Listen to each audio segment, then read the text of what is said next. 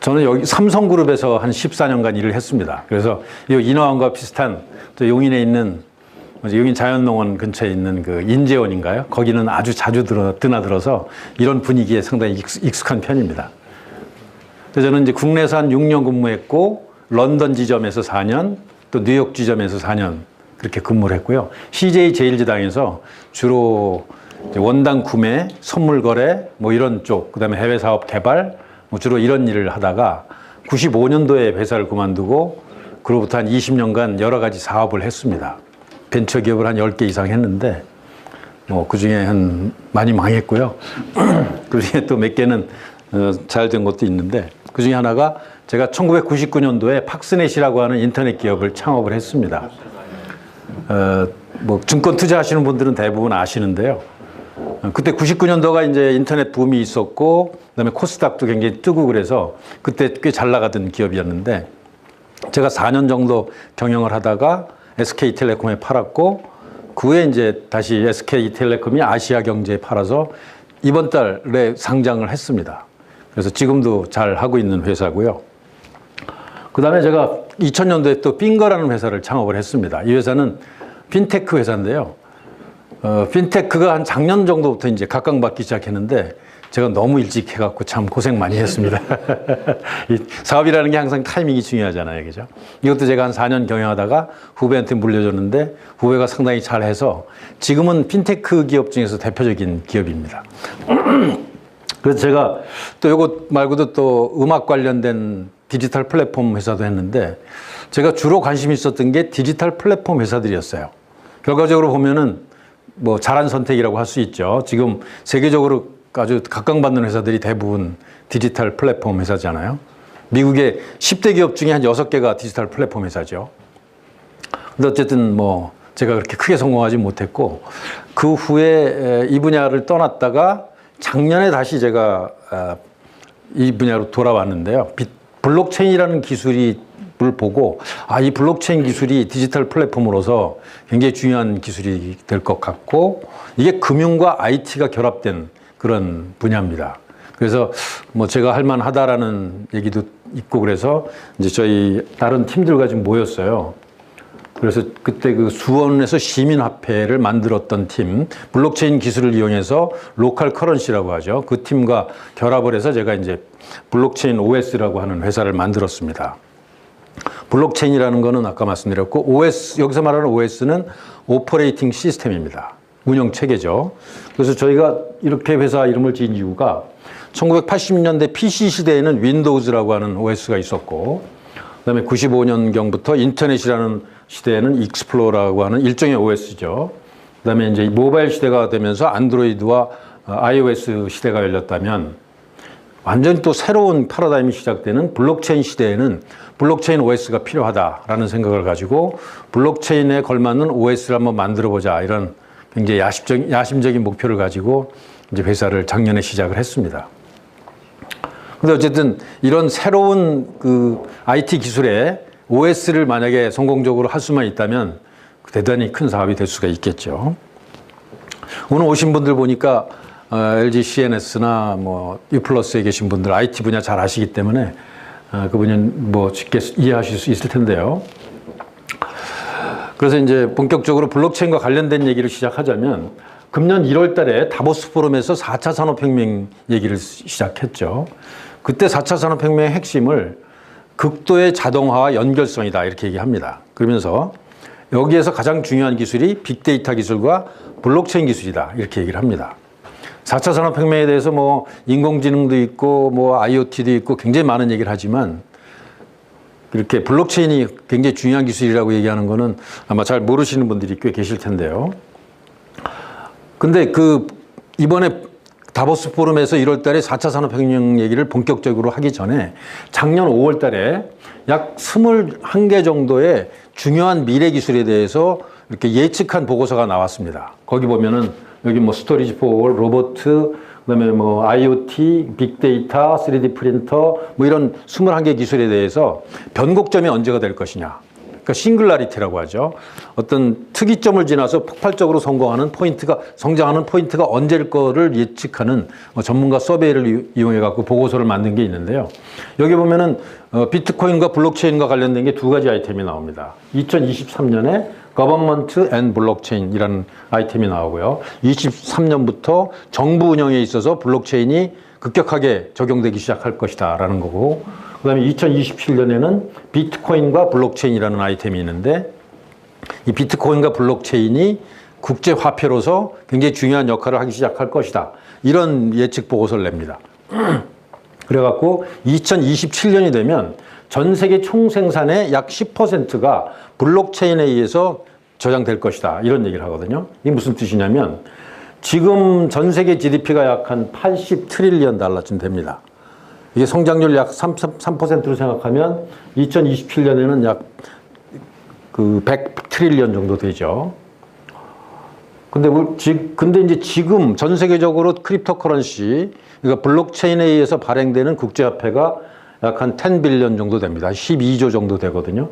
그것이 가치가 10트릴리언 정도로 약 1000배 정도 가치가 올라간다는 얘기를 하는 겁니다. 그렇게 되면 우리나라 GDP의 뭐 한 6, 7배의 새로운 가치가 창출되는데, 이 크립토커런시가 뭐냐면은 어느 국가도 관여하지 않고 그냥 컴퓨터 시스템이 자동적으로 운영하는 새로운 국제화폐를 얘기하는 겁니다. 이것이 달러와 경쟁하는 새로운 화폐인데 국가가 개입하지 않아요. 그리고 뭐 관리자도 없습니다. 근데 국제화폐로서 인정이 되고, 근데 그것이 새로운 가치로 10트릴리언 달러, 그러니까 한 얼마죠? 11,000조쯤 되는 가치가 새로이 창조된다는 얘기를 하는 거거든요. 컴퓨터 시스템에서. 굉장히 이상한 얘기죠. 제가 조금 아까 그 비트코인을 좀 송금해 드렸는데, 이게 국제화폐로서 쓸 수 있습니다. 여러분 받은 그 화폐를 가지고 인터넷에서 결제할 수 있고, 다른 사람한테 송금할 수 있고, 실제로 뭐 물건을 사는 데 쓸 수 있습니다. 제한적이긴 하지만. 근데 이거를 관리하는 사람은 없어요. 전 세계 8,000개의 컴퓨터가 대등한 입장에서 피어 투 피어로 상태로 연결됐는데 누구도 관리하지 않습니다. 2009년도, 그러니까 지금으로부터 약 7년 전에 사토시 나카모토라고 하는, 지금이 누군지 밝혀지지 않았어요. 그 사람이 컴퓨터 시스템을 세팅해 놓고 자기는 떠났습니다. 근데 거기서 운영되는 화폐가 지금 전 세계에 한 1000만 명 가까운 사람이 하루에 한 30만 건 정도를 거래하는데, 지난 7년간 한 번도 에러가 없었습니다. 참 이상한 현상이죠. 근데 이런 기술이 바로 그거를 만든 기술이 블록체인 기술이고요. 바로 그 블록체인 기술에 의해서 앞으로도 굉장히 많은 화폐가 이제 발생하게 될 것인데, 그 화폐 가치가 그러니까 10트릴리언 달러가 된다는 겁니다. 대단한 일이죠. 지금 존재하지 않는데 이 어마어마한 가치가 어디서선가 생겨난다는 겁니다. 이거는 여러분들 아시다시피 20세기 초만 해도 영국의 파운드화가 국제화폐였잖아요. 기축통화라고 하죠. 그러다 1, 2차 세계대전을 거치면서 기축통화가 달러가 됩니다. 그리고 그 후에 유로화가 어느 정도 힘을 얻게 되고, 지금 이제 위안화가 힘을 얻게 되는데, 앞으로 그런 국제 기축통화 역할을 이런 블록체인에서 나오는 비트코인과 비슷한 암호화폐, 즉 크립토커런시가 중요한 역할을 하게 된다는 거죠. 그게 이제 굉장히 중요한 역사적 사건이라고 생각하고요. 금년 6월 달에 옐렌 그 연방기 의장이죠. 이분이 이런 얘기를 합니다. 은행들이, 센트럴은행, 그러니까 중앙은행들이 블록체인을 앞으로 많이 연구해야 된다, 이런 얘기를 공개적으로 하고 일종의 세미나를 엽니다. 이분이 그 옐렌이고요. 이분이 그 체인이라고 하는 블록체인 기술회사의 대표입니다. 그리고 최근에는 또 힐러리 클린턴도 이런 얘기를 해요. 힐러리 클린턴이 뭐라고 하면 미국이 차세대 기술의 선도적인 역할을 해야 되는데, 그 대표적인 게 자율주행차와 기계 머신러닝과 퍼블릭 블록체인 어플리케이션이다, 이렇게 얘기합니다. 퍼블릭 블록체인 어플리케이션이라고 하는 얘기는 공공 서비스에 블록체인을 적용한다는 거예요. 이게 미국의 대통령이 관심사항입니다. 우리나라 정치인 중에서 이런 얘기하는 사람 아직은 없습니다. 근데 곧 많이 하게 될 거예요. 이게 워낙 시대의 거대한 흐름이기 때문에 그렇습니다. 우리나라에서는 참고로 2013년도에 한국은행 기획재정부 금융위원회 금융감독원이 모여갖고 도대체 비트코인을 어떻게 우리나라에서 해석하고 적용할 것인가를 토의를 해갖고 결론은 비트코인은 현행법상 화폐로 인정 불가능하니까 불법하고 무시하자, 이런 결론을 내립니다. 결과적으로 잘못된 결론이었죠. 그리고 2014년도에 이주열 총재는 한국은행 총재죠. 비트코인이 통화로서 인정하기 어렵고 제약이나 한계가 많다, 부정적인 얘기를 합니다. 다른 나라에서는 긍정적인 얘기가 그때 굉장히 많이 나오고 있었던 때죠. 그러다가 작년 12월 달에 처음으로 금감원장께서, 진흥석 금감원장께서 금융 파라다임의 변화에 선대적으로 대응하기 위해서 맥켄지가 블록체인을 이용해서 연간 약 23조 원의 절감 효과가 있다, 이런 얘기를 합니다. 그리고 국내 은행들도 블록체인을 이용한 컨소시엄을 만들어서 연구를 많이 해야 된다, 이런 얘기를 처음 하게 되고요. 그 다음에 이제 국제금융센터도 공동 인프라 만들어야 된다, 이런 얘기를 하고 작년 12월입니다. 금년 1월 달에는 지금 한국은행에서 블록체인 기술에 대해서 연구를 하겠다, 이런 얘기를 처음으로 나오고요. 그 다음에 한국거래소가 금년도 2월 달인가요? 2월 달에 블록체인 사업을 본격화하겠다, 이렇게 됩니다. 그래서 최근 1년 내에 한국에서도 굉장히 블록체인을 연구하는 일들이 많이 생겼습니다. 그렇다면 블록체인이 뭔지를 좀 더 설명드리자면요. 비트코인의 엔진, 비트코인을 만들어내는 엔진이 이제 블록체인입니다. 비트코인에 대해서는 뭐 잘 들어보셨을 텐데요. 근데 이 비트코인을 만든 사람이 누군지 아직까지 밝혀지지 않았습니다. 이름은 사토시 나카모토예요. 사토시 나카모토라는 사람이 아직도 정체가 밝혀지지 않아서 뉴스위크에서 이렇게 다뤘는데요. 그때는 뉴스위크가 이 사토시 나카모토라는 실제 이런 이름을 갖고 있는 일본 사람을 혹시 이 사람일지 모르겠다고 지목을 했는데요. 실제로 본인은 자기는 비트코인과 전혀 관계없다고 얘기를 했고, 실제로 이 사람은 이런 거 할 만한 사람이 아닙니다. 이거는 굉장히 고도의 수학과 컴퓨터 기술과 금융과 이런 거에 대한 엄청난 뭐랄까요, 탐구력과 어떤 지적 능력과 이 계산, 코딩 능력이 없으면 할 수 없는 일이거든요. 진짜 노벨상을 받을 정도의 대단한 업적입니다. 실제로 어떤 대학 교수가 이분을 노벨상 수상자로 추천을 했어요. 근데 만약에 그때까지 안 나타나면 어떡하냐. 이제 올해 가을에 이제 있잖아요. 그랬더니 자기가 대신 그 돈을 받아서 그 사람 부자에 송금해 주겠다, 이렇게 얘기합니다. 그 사람 부자는 누구나 다 알 수 있습니다. 그리고 얼마 전에 금년도 5월 달에 크레이그 라이트라고 하는 호주 사람이 자기가 그 사토시 나카모토라고 주장을 했는데 아닌 것으로 지금 밝혀졌습니다. 근데 이 사람이 어쨌든 이거는 이제 그 위키피디아에 나온 얘기인데요. 2008년도 가을에 사토시 나카모토가 어떤 논문, 화이트 페이퍼라는 걸 발표합니다. 그러고 나서 이제 이걸 론칭을 했고, 자기는 직접 나서지 않고 안데르센이라는 사람한테 이제 코딩을 더 발전시키도록 해놓고, 이 사람이 약 한 100만 개 정도의 비트코인을 갖고 있습니다.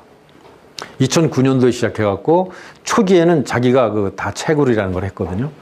그래서 재산이 약 한 거의 1조 원에 가깝습니다. 근데 나타나고 있지 않은 거죠. 아주 굉장히 신비로운 사건입니다. 인류 역사에 아주 드문 사건이죠. 어떤 거대한 일을 해놨는데 자기는 지금 숨어 있어요. 아직까지 밝혀지지 않았는데 실존 인물이라는 걸 확실합니다. 왜냐하면 전문가들하고 이메일 교환을 굉장히 많이 했어요. 최근 한 3년 전까지만 해도. 근데 어느 날 갑자기 자기가 은퇴하면서 사라졌습니다. 근데 어떤 사람들은 한 사람이라는 설도 있고 몇 명이 여러 사람이라는 설도 있어요. 이분이 영국식 영어도 좀 쓰고 또 미국식 영어도 쓰고 그래서 정체를 밝히기 굉장히 어려운데, 글쎄 뭐 FBI나 NSA는 알지는 모르겠어요. 근데 어쨌든 보통 사람 지금 알지 못합니다. 굉장히 특이한 일이죠. 이분이 이제 2008년도 말에 비트코인 피어-투-피어 일렉트로닉 캐시 시스템이라고 하는 화이트 페이퍼 논문을 8페이지짜리를 냅니다. 그 내용, 그게 이제 원본이 이렇게 생겼는데요. 그래갖고 이 안에 뭐 이렇게 원리를 이렇게 설명하는 그림도 있고. 근데 이분이 이제 혼자 뭐 처음부터 끝까지 다 한 건 아니고요. 1982년도부터 컴퓨터계에서는 비잔티움 제너럴스 프로블럼이라고 하는 일종의 풀기 어려운 숙제가 있었습니다. 그러니까 컴퓨터가 공유를 했을 때 예를 들면 피어 투 피어 상태죠. 그 중앙 통제 장치가 없을 때 이 컴퓨터끼리 어떤 서로 협조해갖고 어떤 하나의 단일한 목표를 수행하려고 했을 때 거기 스파이라든가 뭔가 파괴자라든가 뭐랄까 해커들이 들어왔을 때 그거를 막을 수 있는 방법이 있느냐 없느냐에 관한 문제입니다. 이게 이제 비잔티움 장군의 문제라고 얘기를 하는데요. 그러니까 비잔티움이라고 하는 나라가 옛날에 있었잖아요. 거기서 어떤 하나의 성을 공격하기 위해서 장군들이 예를 들면 8명이나 10명이 같은 시간에 같이 공격을 해야만 그 성을 함락할 수 있는데 그 사람들이 통신하기 굉장히 어려운 상황이에요. 그 당시에 그러니까 뭐 말을 타고 한참 가갖고 서로 해야 되는데 과연 자기가 받은 메시지가 명령서가 이게 진본인지 아닌지를 분간할 수 있는 방법이 없다는 거죠. 특히 컴퓨터에서. 그게 이제 비잔팀 장군의 이제 딜레마입니다.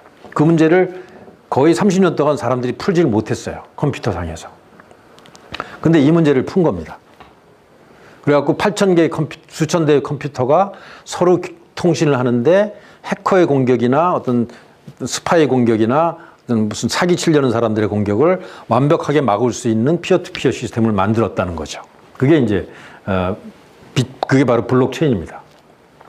그래갖고 2009년도 1월 달부터 이 사람이 이 시스템을 이용해서 그 논문에 의한 시스템을 제작을 해갖고 이제 만들기 시작합니다. 코인을 만들기 시작하죠.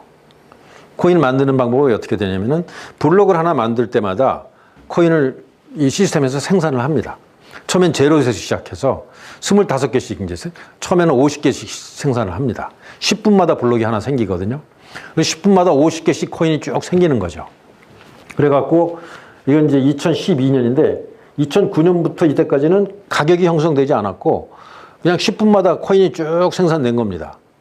그러다가 약 4년 후에 25개로 줍니다. 그걸 반감기라고 하는데 그 다음에 최근에 한 2달 전에 12.5개로 줄었어요. 그래갖고 한 4년 정도 주기로 계속 절반씩 발행량이 줄어듭니다. 그래갖고 2100년이 되면 더 이상 발행할 수 없는 상태가 돼요. 그 발행량이 제로가 되기 때문에 그때까지 총 발행된 양이 2100만 개만 발행하는 겁니다. 그러니까 활용도가 늘어나도 발행량은 제한되어 있기 때문에 디플레이션 화폐라고 얘기를 합니다. 그 얘기는 가격이 올라간다는 경향성이 있다는 얘기죠. 그래서 2010년도에 처음으로 이 비트코인을 가지고 누가 P자를 삽니다. 그래갖고 가격이 처음 생성되기 시작하고요. 그다음에 2013년도에 이때 이제 상당히 거래들을 시작하게 되죠. 이때 그 실크로드 사건이라고 그래서 마약 거래를 이걸로 하게 됩니다. 이게 익명성이 있고 전 세계 어디나 쉽게 그 송금을 할 수 있기 때문에 마약 거래하기 참 좋죠. 그래갖고 그때 마약 거래에서 일망타진됩니다. 그래갖고 사람들한테 알려지기 시작해요. 그 후에 이제 2013년도에 가격이 이게 한 개 비트코인 가격이 1200불까지 갔고 시가총액이 한 10조가 넘어갔다가 한 1년 만에 다시 많이 떨어지죠. 이때 이제 마운트 곡스 사건이라고 그래갖고 그 거래소, 그러니까 환전소가 있습니다. 비트코인과 달러를 환전해주는 회사의 그 해킹 사건이 있었어요. 그리고 많이 떨어졌다가 작년 가을부터 다시 오르기 시작해서 가격이 한 300불 수준에서 거의 한 900불까지 올라갔다가 지금 한 600불 정도에 유지되고 있습니다. 그래서 시가총액이 지금 한 10조 가까이 되죠. 그러니까 아무도 정부도 관여하지 않고 컴퓨터끼리 서로 8,000대 컴퓨터가 서로 어떤 알고리즘에 의해서 그냥 전기 켜놓고 돌리는데 무에서 10조 원의 화폐 가치가 생겼고 약 1,000만 명이 지금 전 세계적으로 쓰고 있는 겁니다. 여기도 오늘 한 대여섯 명 새로 이제 사용자가 생긴 거죠. 여러분들이 그 QR코드만 있으면 전 세계 누구나 쉽게 바로 보낼 수 있습니다. 그 1분 안에 송금할 수 있고 은행 가서 계좌 복잡하게 열지 않아도 바로 뭐 지갑을 다운로드 할 수 있습니다. 그러니까 기존의 은행 시스템하고 완전히 다르죠. 만약에 여러분이 지금 아프리카에 있는 어떤 난민 소년을 돕고 싶은데 그 사람의 QR코드만 이메일로 받는다 그러면 지금 바로 송금할 수 있습니다. 심지어 북한에도 송금할 수 있습니다.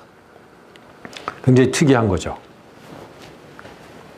그래서 그리고 이제 거래량도 이렇게 꾸준히 증가해서 지금은 하루에 약 한 20만 건 정도가 거래되고 있습니다. 그래도 아직 이제 원리가 참 그 이해하기 힘들 텐데요. 몇 가지를 좀 그 원리를 조금 더 설명드리면 이런 겁니다. 그 블록이 이제 10분 단위의 거래 장부라고 말씀드리는데요. 전 세계에서 일어난 과거 10분 동안 일어난 모든 거래 내역을 모읍니다. 그게 대개 한 1초에 7건 정도까지 거래가 가능한데요. 블록 사이즈는 하나 1메가 정도 됩니다, 지금. 그러면 10분 동안에 거래된 모든 내역을 다 모아서 그 장부를 이제 확정을 하는 작업이 필요합니다. 그래갖고 어떤 과정을 통해서 확정을 해요. 그러면 그 다음 거를 이제 쌓습니다. 근데 요 만 1번하고 만 2번 사이에 요 만 1번의 기말 잔고들, 모든 그 어카운트의 기말 잔고와 요 만 2번의 모든 어카운트의 기초 잔고는 딱 맞아야 되겠죠. 이건 뭐 대차 대조표나 손익계산서나 뭐 은행 잔고나 기말 잔고와 기초 잔고 맞아야 되잖아요. 그래갖고 이런 식으로 계속 그 악우를 맞춰가면서 장부를 쌓아나가는 겁니다. 요거 하나를 블록이라고 하고요. 이 블록을 연결한 걸 체인이라고 얘기하는 거죠. 체인은 아주 긴밀하게 연결돼 있어야 되는 거잖아요. 근데 이 똑같은 블록의 체인들이 지금 한 8,000개 정도 전 세계에 흩어져 있는 8,000개의 컴퓨터에 동시에 쌓이고 있는 겁니다. 그래서 최근에 이제 이 만 3번 이후에 최근에 요게 확정된 이후에 약 10분 동안 전 세계에서 또 거래가 일어나면 그 장부를 만듭니다. 그게 뭐 물론 디지털 넘버죠. 그거를 이제 어떤 사람이 이제 블록을 확정하는 과정이 있어야 됩니다. 그 8,000개의 컴퓨터가 서로 이 블록을 확정하기 위해서 경쟁을 합니다. 그래갖고 경쟁에서 이기면 자기가 확정을 하고 그 비트코인을 받습니다. 지금은 12.5개를 받습니다. 그래갖고 한 사람이 확정을 하면 이게 이제 다 카피가 되는 거죠. 이 과정을 끊임없이 반복하는 겁니다. 그러면 이걸 어떻게 확정하냐 하면 이게 이제 마이닝이라고 그래요. 마이닝이라는 거는 채굴하는 거잖아요. 이것도 채굴과 비슷하게 얘기를 하는데 마이닝 하려면 컴퓨터 성능이 좀 좋아야 됩니다. 그래픽 카드 같은 게 있어서 그걸로 굉장히 그 시간이 오래 걸리는 난수표 같은 걸 풀어갖고 암호를 풀어야 돼요. 근데 그 암호를 푸는데 거의 10분 가까이 걸립니다. 그래갖고 암호를 가장 빨리 푼 사람이, 근데 뭐 복잡한 암호가 아니라 난수를 어마어마하게 많이 계산해야 되는 단순한 암호예요. 그래서 그걸 가장 먼저 푼 사람이 블록을 확정하는 겁니다. 그래서 전 세계 8,000개가 거의 컴퓨터 성능이 비슷하면 비슷한 그 확률로 돌아가면서 이제 블록을 확정하게 되죠. 그렇게 되면 어떤 게 되냐면 과거에 어떤 장부 내용을 조작하는 게 거의 불가능해집니다. 이거를 만약에 조작하려면 이 뒤에 거를 다 조작해야 되는데 전 세계에 있는 8,000개 컴퓨터의 장부를 다 조작해야 돼요. 그럼 굉장히 거의 불가능하다고 봐야 되겠죠. 그 다음에 최근의 장부를 조작하려면, 그러니까 조작한다는 건 뭔 얘기하냐면 내가 지금 100만 불을 갖고 있는데 송금을 누구한테 200만 불을 해주면 그건 조작이잖아요. 자기가 100만 불밖에 없는데 200만 불을 보내려고 이제 시도를 한다. 그걸 이제 더블 페이먼트라고 얘기를 합니다. 자기 잔고보다 훨씬 더 많은 돈을 보내면 이제 문제가 되잖아요. 이제 그거를 막기 위해서 이제 이 블록을 하나 만드는데 굉장히 많은 전기와 그 에너지가 소모되고 그다음에 10분 정도 시간이 걸리기 때문에 이거를 조작하려면 이 전체 8,000개의 컴퓨터 파워와 거의 비슷한 어마어마한 슈퍼컴퓨터에다가 그걸 투자를 해야만 이게 가능해지는 겁니다. 근데 이 8,000개 컴퓨터 파워를 다 더하면 전 세계 그 1등부터 50등까지 슈퍼컴퓨터의 파워를 다 합한 거 정도의 계산력이 있어야 됩니다. 그러니까 지금 이 상태에서는 불가능하다는 얘기죠. 이런 원리입니다.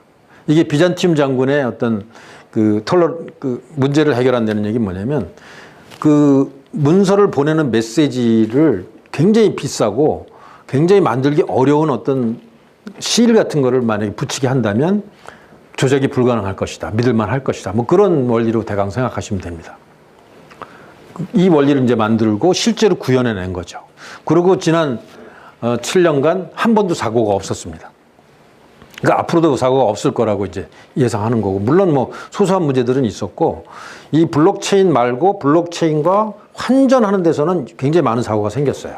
환전 과정에서. 그렇지만 어쨌든 블록체인은 한 번도 깨진 적이 없습니다. 그렇게 되니까 이 과학적 원리를 이용해서 굉장히 많은 이제 화폐들이 나타나기 시작합니다. 이더리움, 리플, 스팀, 라이트코인, 뭐 대쉬, NEM 해갖고 거의 뭐 전 세계적으로 거래되는 화폐만 500개가 넘고요. 거의 매주 새로운 게 탄생하고 있습니다, 지금. 그래서 보면 지금 이게 어제 기준인데요. 비트코인이 한 9빌리언이니까 약 10조 원, 그다음에 이더리움이 한 1조 원, 그다음에 리플이 한 3천억, 뭐 이런 식으로 끊임없이 나오고 있고, 더 좋은 국제화폐를 만들기 위해서 굉장히 많은 회사들이 지금 노력을 하고 있고, 기술이 빠른 속도로 진보하고 있습니다. 저희 회사도 이 비트코인과 경쟁하는 새로운 화폐를 만드는 작업을 현재 하고 있고요. 그래서 이런 비트코인이 탄생함에 따라서 이런 화폐, 옛날에는 금태환 같은 게 있었죠. 태환화폐에서 디지털 화폐가 이제 1970년대부터 80년대부터 나오기 시작하죠. 그다음에 이제 얼마 전부터 가상화폐, 뭐 포인트 같은 것을 새로 만들어내는 시대에서 이제는 암호화폐가 생기는 어떤 화폐 금융의 새로운 역사가 지금가 쓰여지고 있는 겁니다. 그래서 2009년도에 처음 이제 암호화폐 비트코인이 나온 다음에 2011년도에 이제 라이트코인이라는 게 나오고, 그 외에도 뭐 계속 화폐가 나옵니다만, 이 기술이 암호화폐뿐만 아니라 자산을 발행하는 어떤 기술에 쓰고, 그 다음에 이제 리플처럼 송금 같은 거에다 쓰는 기술에도 발달하고, 그 다음에 이것을 확장하는 응용 플랫폼들이 많이 생깁니다. 그 다음에 이제 허가형 분산 원장이라는 것들이 생겨서 굉장히 다양한 분야의 새로운 기술들이 굉장히 빠른 속도로 확산되고 있습니다. 그래서 사람들은 지금 양상이 인터넷이 1990년경에 이제 처음 만들어져 갖고 한 95년경부터 이제 확산되기 시작했는데, 지금 인터넷이 한 95년도에 확장된 이후에 폭발적으로 성장한 것처럼 이 비트코인 블록체인 기술은 작년부터 각광받기 시작했습니다. 그래서 거의 인터넷의 한 95년 정도의 이제 양상일 거라고 보고, 앞으로 어마어마하게 크게 성장할 거라고 보고 있습니다. 그래서 인터넷은 정보를 굉장히 빠르고 쉽고 공유할 수 있게 하는 그런 시스템이었다면, 블록체인은 화폐와 자산과 기록과 어떤 정부의 기능을 할 수 있는 새로운 차원의 어떤 IT 기술이다, 이렇게 평가하기 때문에 어쩌면 인터넷보다 더 큰 영향을 앞으로 세상에 줄지 모르겠다, 이런 얘기들을 하는 거죠. 그래서 95년경에 인터넷이 이제 확산된 이후에 한 96, 7년도에 아마존 같은 게 생기고, 98년도에 구글이 생기고, 99년도에 이제 알리바바가 생겼듯이 아직까지 블록체인의 어떤 획기적인 회사들은 많지 않습니다. 근데 앞으로 그런 회사들이, 거대한 회사들이 나타날 것이다, 이렇게 예상하고 있는 거죠.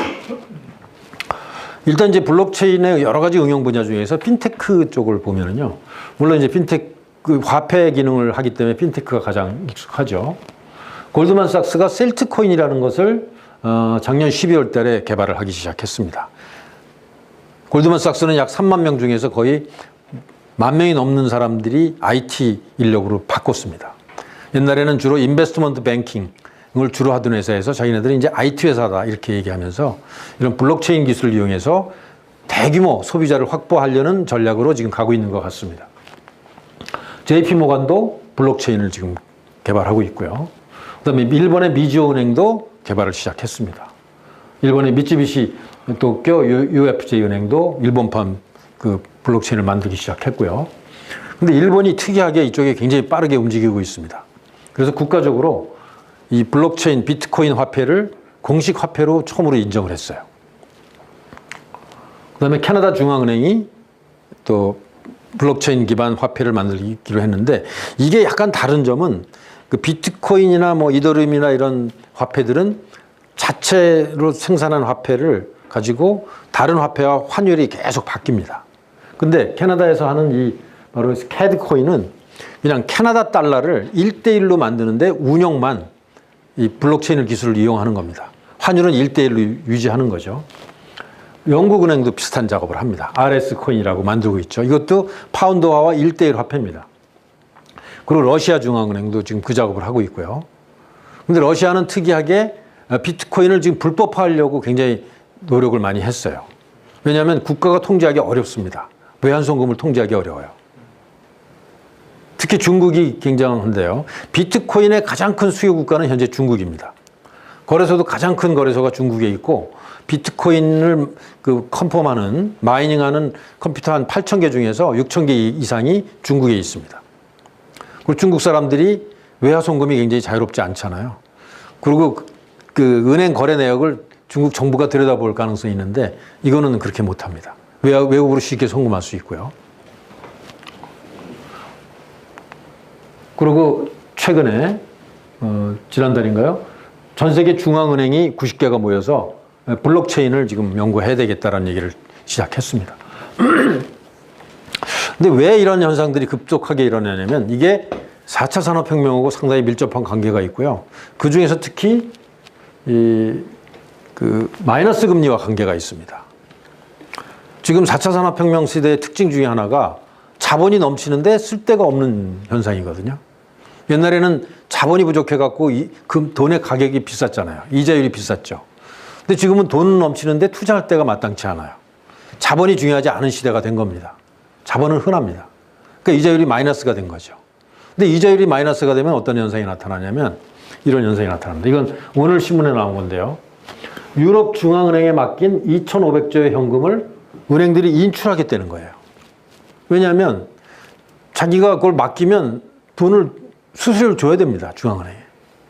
그 황당한 일이잖아요. 그죠? 은행에 돈을 맡겼는데 옛날에는 이자를 받았는데 지금은 보관료를 달래. 이게 지금 전 세계적으로 일어나는 현상이거든요. 마이너스 금리 국가는 다 그렇잖아요. 그죠? 스위스 0.75%나 됩니다. 굉장히 비싼 거죠. 유럽중앙은행, 덴마크, 스웨덴, 일본. 근데 이렇게 되면 어떤 현상이 나타날까요? 은행들이 이제는 현금을 꺼내다가 금고에다 넣겠다는 겁니다. 우리나라도 그럴 수 있겠죠. 만약에 마이너스 금리라면 차라리 현금 찾아다가 금고에다 넣는 게 좋을 수도 있죠. 또 어떤 사람은 또 마늘밭에 숨기기도 합니다. 근데 그리고 이제 또 전 세계적으로 현금이 없는 세계가 지금 가속화되고 있어요. 그 현금 사용을 제한하는 나라가 많고요. 근데 우리나라는 지금 거꾸로 가고 있죠. 5만 원권 화폐가 어마어마하게 지금 발행되고 있는데 이게 사장되고 있습니다. 그래프를 보면 1년에 약 10조씩 사장되고 있습니다. 굉장히 특이한 현상이죠. 지금 한 70조 정도가 화폐가 발행되는데 금고에 가 있거나 마늘밭에 가 있습니다, 지금. 근데 이게 좋은 현상은 아니죠. 화폐가 발행되면 돌아야 되는데 안 돌고 사장되고 이게 불법적인데 많이 쓰이잖아요. 그죠? 예를 들면은 이게 지하경제와 밀접한 관련이 있겠죠. 현금이라는 거는. 은행 통장을 통해서 거래되면 다 증거가 남지만 현금 거래는 증거가 없잖아요. 그러니까 세금도 안 내게 되고 보면은 스위스, 미국 이런 유럽 주요 국가들은 약 10% 이하인데 그 지하경제가 우리나라는 26.8%라고 보고서에 나오네요. 이태리, 그리스, 멕시코, 포르투갈 같은 나라들과 비슷한데 이 나라들의 특징이 뭐냐? 다 망한 나라입니다. 우리나라가 힘든 어려운 이유 중에 하나가 아마 이거 아닐까 생각되는데 이거를 단칼에 없애는 방법이 있어요. 지폐를 없애버리면 되죠. 그래서 중국이 이미 그런 작업을 시작했습니다. 중국도 보면은 전자화폐를 발행하겠다. 블록체인을 이용해서. 아까 캐나다나 영국과 일본과 같은 거죠. 그건 1대1 화폐입니다. 근데 얼마든지 관리가 가능하기 때문에 근데 이걸 하게 되면 중국이 문제로 삼고 있는 부패를 단칼에 해결할 수 있죠. 그 다음에 마이너스 금리 문제를 해결할 수 있죠. 또한 근데 문제는 빅브라더가 될 가능성이 있습니다. 지금은 은행 간의 거래만 중국 정부가 들여다보는데 외국으로 송금되는 거 앞으로는 1,000원짜리, 10,000원짜리 거래까지 다 들여다볼 수 있습니다. 물론 정상적인 민주국가에서는 못하죠. 그건 예를 들면 영장을 갖고 있어야 되겠지만 중국 같은 나라는 물론 할 수 있을 겁니다. 그 위험한 일이기도 한데 어쨌든 세계가 이쪽으로 가고 있습니다. 이건 필연적인 일인 것 같아요. 한국은행이 올해 1월 달에 동전을 없애겠다 얘기했는데 블록체인 얘기가 아니라 무슨 티머니 같은 방법으로 없애겠다고 하고 있어요. 그래서 이걸 연구해서 2020년경에 시행하겠다 했는데 동전만 없애면 지폐 없애는 건 똑같은 기술이니까 간단합니다. 근데 만약에 중앙은행이 블록체인으로 화폐를 발행하고 이렇게 송금을 아주 쉽게 한다면 그럼 시중은행이 할 일이 없어지잖아요. 시중은행은 뭐 하죠? 그러니까 금융산업, 금융인프라에 어마어마한 변화가 생기는 겁니다. 그러면 그 신용카드 회사는 뭐 하죠? 모바일 결제는 어떻게 되죠? 이것의 기능이 대폭 축소되는 겁니다. 엄청난 그 금융의 변화가 생길 수 있다는 거죠. 근데 이제 그런 중앙은행 수준뿐만 아니라 다른 금융에서도 굉장히 큰 변화가 나타나는데요. 일단 리플이라고 하는 회사가 자기네 그 크립토 커런시를 발행해갖고 전 세계에서 일어나는 송금을 굉장히 빠르고 싸게 거의 한 3분의 1 가격으로 할 수 있는 기술을 이미 개발해갖고 작업을 하고 있습니다. 새로운 이제 리플 회사 가격에 실물이 있어야 되잖아요. 네네. 현재 자기가 돈을 송금하려면 기본이 있어야 되잖아요. 네네네. 누구랑 제휴하나요? 리플이요. 리플 같은 경우 이런 거죠. 일단 지금 예를 들면 뭐 미국에 뭐 송금을 해야 된다. 우리 가족이 있어서 뭐 유학 간 애가 있어서 뭐 3,000불을 송금하려면 한국에서 은행에다 갖다 주면 그게 이제 외환 신고가 돼 갖고 어떤 뭐 은행에서 다른 국제은행으로 넘어갑니다. 그리고 또 국제 결제 시스템이 있어서 스위프트 같은 게 있죠. 거기를 통해서 또 미국에 있는 어느 은행으로 가 갖고 그 은행에서 그 우리 애가 있는 그 지역은행까지 가는데 한 5가지 단계 정도 거치고 빠르면 뭐 하루 24시간, 늦으면 뭐 한 3일 정도 걸리잖아요. 근데 이걸로 하면 뭐 10분 내에 송금이 가능합니다. 일단 비트코인 이런 그 현재 이 실제 화폐하고 내가 예를 들면 100만 원을 주면 그거를 이 크립토 커런시를 바꾼 다음에 거의 1분 내에 그 미국으로 보낼 수 있거든요. 그럼 거기서 그 크립토 커런시를 달러로 바로 바꿔주면 되죠. 그런 방식으로 하면 되는 겁니다. 그 바꿔준 때가 바꿔주는 어떤 그런 거점들이 있죠. 네, 그렇습니다. 리플은 그런 방식으로 하고 있습니다. 그 다음에 이제 이건 얼마 전에 나온 신문, 조선일보에 나온 내용인데요. 은행 장부를 분산시켜서 해킹을 봉쇄할 수 있다. 그래서 블록체인 기술로 연간 46조 원을 절감할 수 있다. 46조 생각해 보세요. 어마어마한 돈입니다. 매년. 그죠? 그래서 이 기술을 적용한 은행은 살아남고 경쟁력이 생기는 거죠. 그렇지 못한 회사들은, 은행들은 망할 수밖에 없다는 걸 얘기하는 거고요. 그래서 바로 며칠 전에 8월 달에 나온 거죠. 다보스 포럼에서 새로운 레포트가 나옵니다. 한 1년간 만든 보고서라고 하는데요. 파이낸셜 인프라스트럭처의 미래라는 보고서가 나옵니다. 뭐 금융 관련 관심 있는 분들은 한번 읽어보실 만해요. 아주 좋은 보고서인데요. 여기 보면 이제 여기는 디스트리뷰티드 레저 테크놀로지라고 얘기를 합니다. 그러니까 블록체인이라는 용어를 쓰지 않고 분산 장부 기술이라고 얘기를 해요. 이게 이제 제너럴 네임입니다.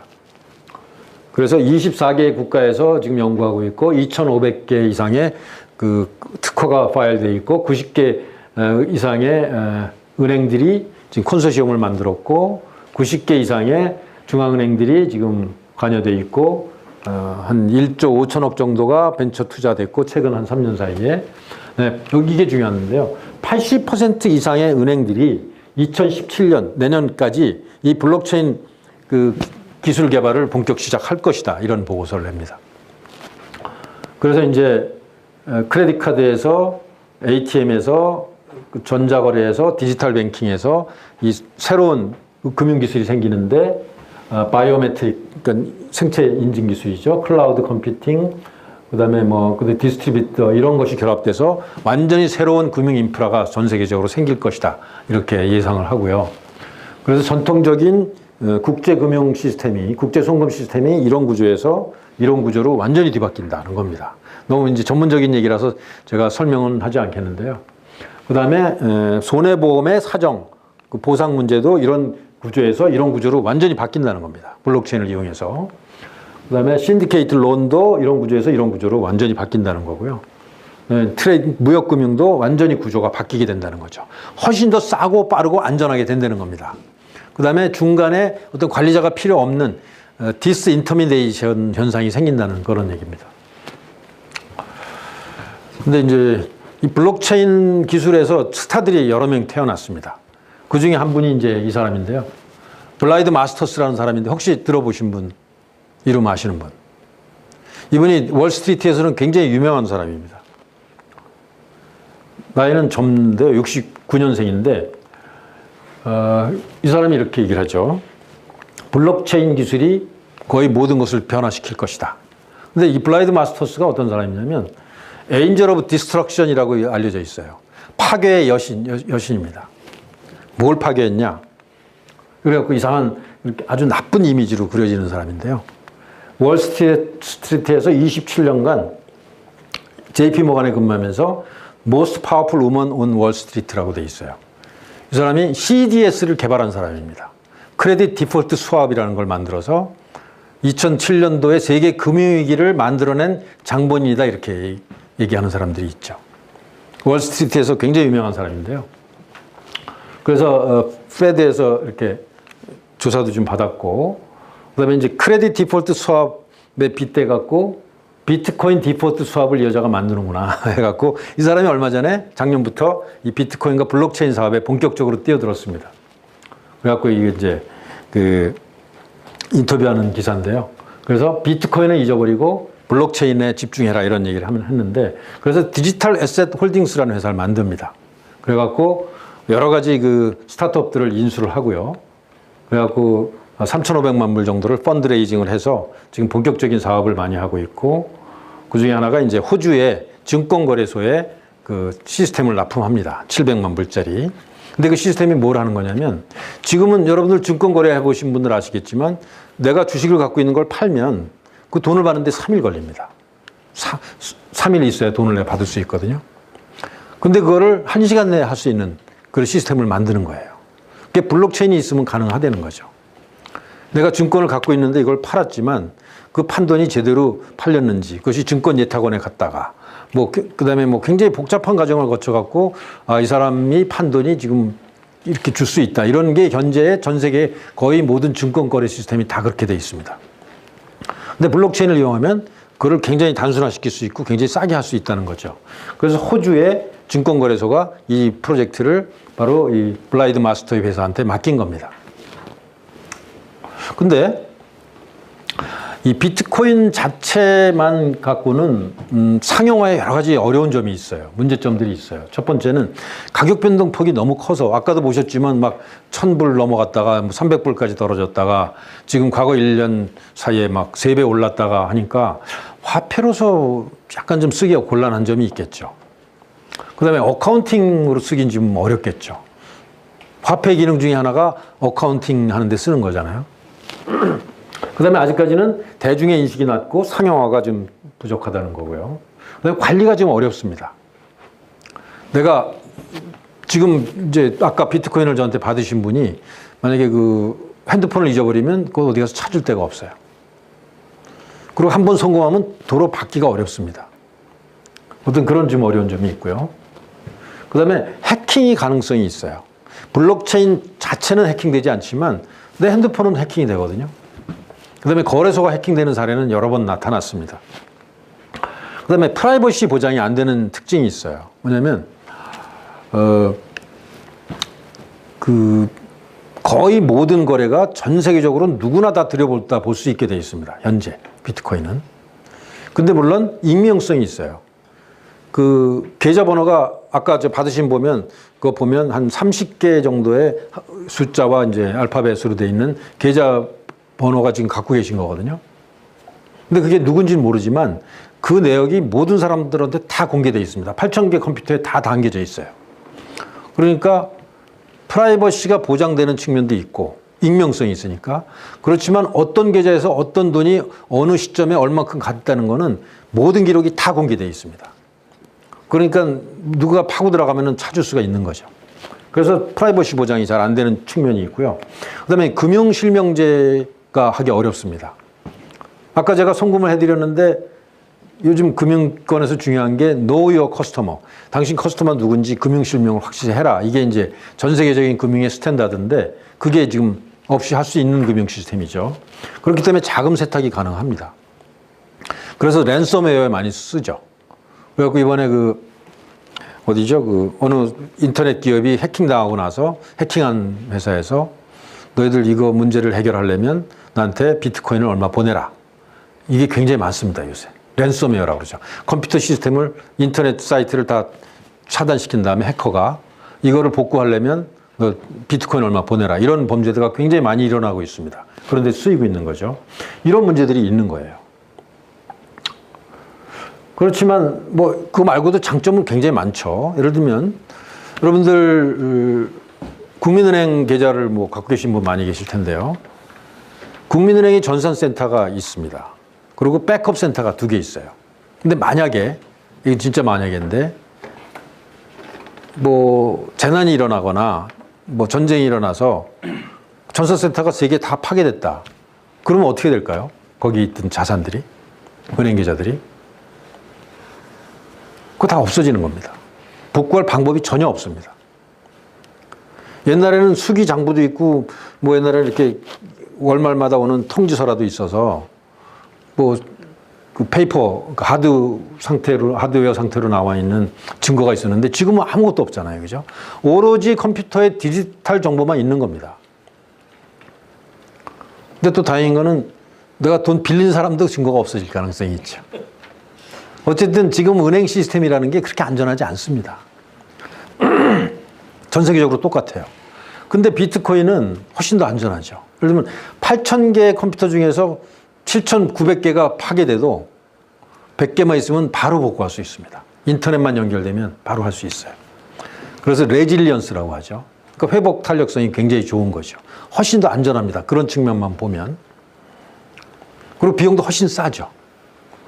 그리고 해커로부터 굉장히 강하기 때문에 비용이 5분의 1 이하만 있어도 그 컴퓨터 시스템을 구축할 수 있어요.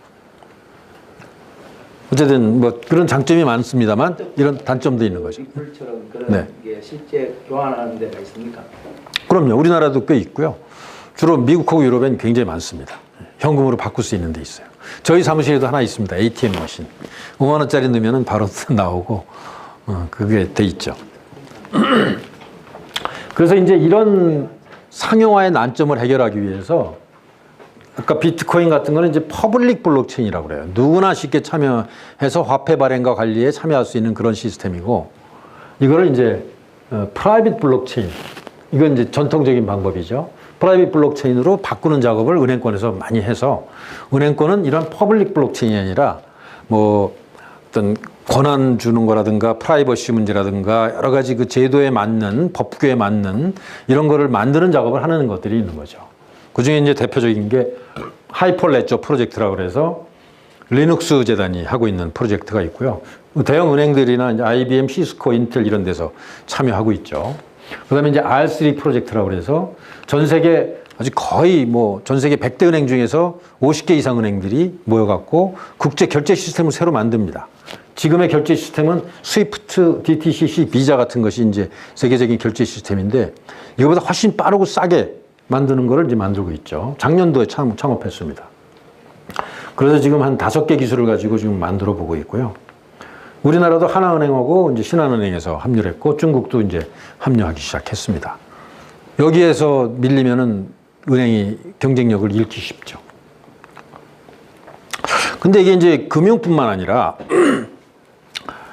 다른 분야에도 쓸 때가 많다고 말씀드렸는데 그거를 저는 이제 거번테크라고 한번 이름을 줘봤어요. 혹시 거번테크라고 이름 들어보신 분 계신가요? 핀테크는 파이낸셜 테크놀로지잖아요. 그죠? 거번테크는 거버넌스 테크놀로지입니다. 뭐 아마 못 들어보셨을 거예요. 왜냐하면 이게 제가 지난달에 처음 만든 단어거든요. 거버넌스라는 거는 집단 의사결정에 관한 거잖아요.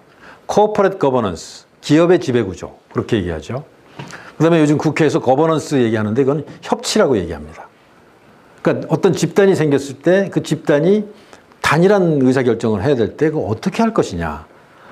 그걸 할 수 있도록 효율적으로 하도록 만든 게 거버넌먼트죠. 그죠? 거버넌스를 할 수 있도록 한 게.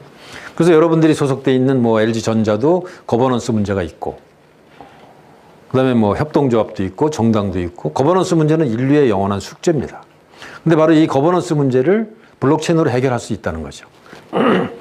옛날에는 거버넌스 문제를 해결하기 위해서 국가라는 게 필요했고 왕이라는 게 있었고 민주제도라는 게 있고 뭐 정당제도라는 게 있어서 누군가 대리인들이 어떤 권한을 집중시켜서 그 사람들이 결정한 거를 그냥 다 인정하자 뭐 이런 분위기였는데 블록체인은 그걸 갖다 이제 서드 Trusted Third Party라고 그래요. TTSP라고 그러는데 Trusted, 신뢰받는 제3자를 이용해 갖고 어떤 거버넌스, 질서를 유지합니다.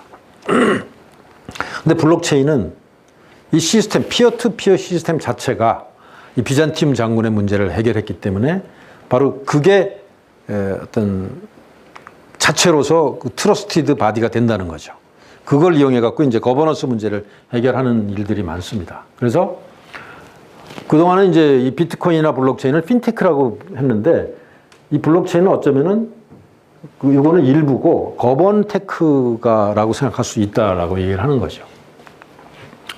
그래서 이제 이 사례를 보면 비트퓨리라는 회사가 조지아 정부의 토지 대장을 만들었습니다. 온두라스에서도 비슷한 작업을 하고 있고요. 그다음에 스웨덴 정부가 토지 등기 등본을 블록체인에다가 이제 넣습니다. 예를 들면 온두라스 같은 경우는 무슨 얘기냐면 토지 대장을 공무원들이나 누가 조작해갖고 팔아먹고 도망가는 일이 많이 생기니까 블록체인에다 저장하면 절대로 조작할 수가 없잖아요. 그러니까 훨씬 더 안전하다는 거죠. 싸고. 그래서 이게 만약에 되면, 그래서 전 세계적으로 지금 확장되고 있는데요. 이게 확장되면 이제 우리나라 뭐 지적공사가 할 일이 없어지겠죠. 아까 그 증권거래에서 예를 들면은 잘못되면 뭐 증권 예탁원이 없어질 수 있죠. 증권 예탁원을 블록체인에다 담으면 되니까. 그래서 어떤 이게 바로 퍼블릭 레저라는 개념입니다. 장부, 기록을 누구도 변조할 수 없게 원본으로서 어떤 그 안정적으로 유지할 수 있다라는 개념이고요. 에스토니아는 또 건강 기록을 이제 블록체인에다 담습니다. 건강 기록은 굉장히 민감하고 이게 변조되면 안 되고 그다음에 또 프라이버시가 잘 유지돼야 되는 거기 때문에 그 블록체인이 굉장히 좋다는 거고요. 그다음에 또 나스닥에서 투표, 그러니까 주주총회 투표를 이걸로 하면 훨씬 더 좋겠죠. 그래서 이제 그거를 지금 실험을 하고 있습니다. 또 나스닥은 링큐라고 하는 비상장주 거래 시스템을 이걸로 지금 만들어서 실험을 하고 있어요. 그다음에 이제 그러려면 법적 기록을 블록체인에 담겨 있는 법적 기록을 과연 법률적으로 인정할 것이냐 이 문제가 중요해지거든요. 근데 미국의 버몬트주에서 최초로 이거를 법안을 통과시켰습니다.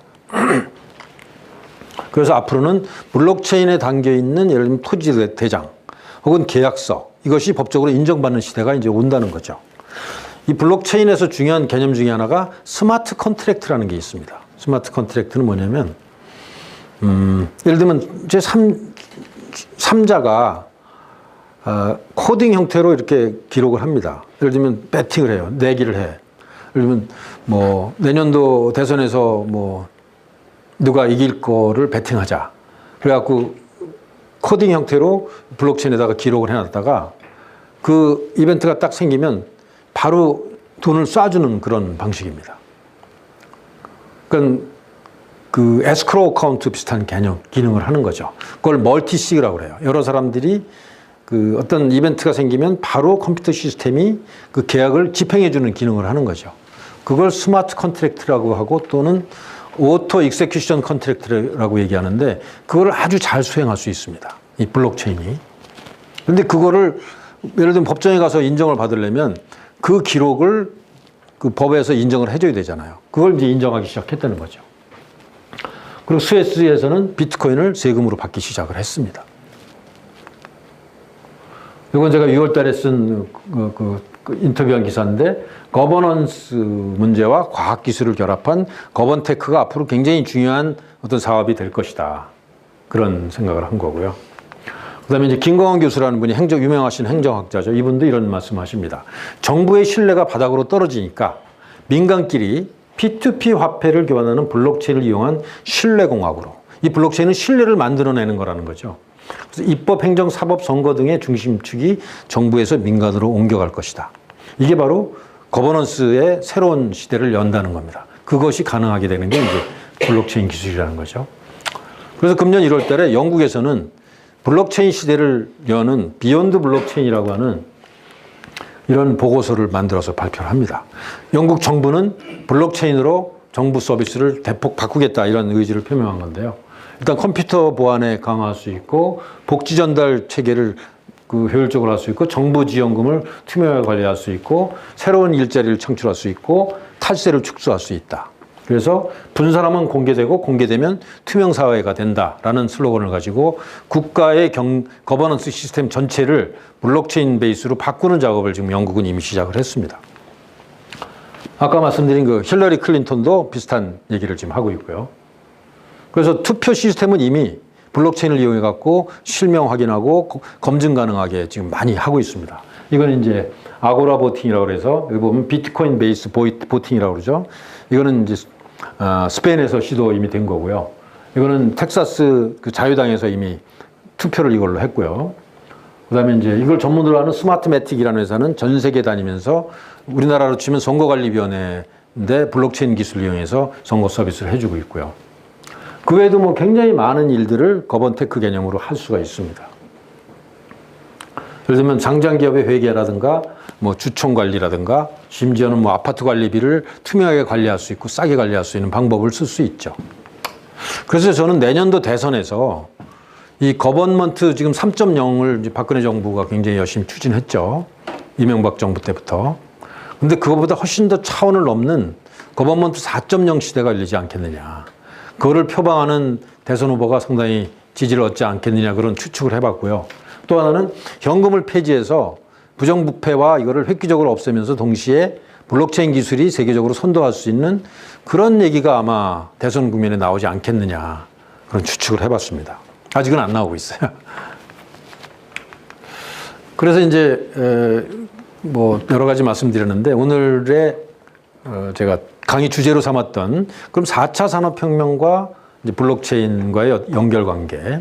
여러분들 아마 4차 산업혁명을 선도해야 되는 이제 그룹 차원에서 그런 임무를 받으셨기 때문에 상당히 중요한 과제라고 생각하는데요.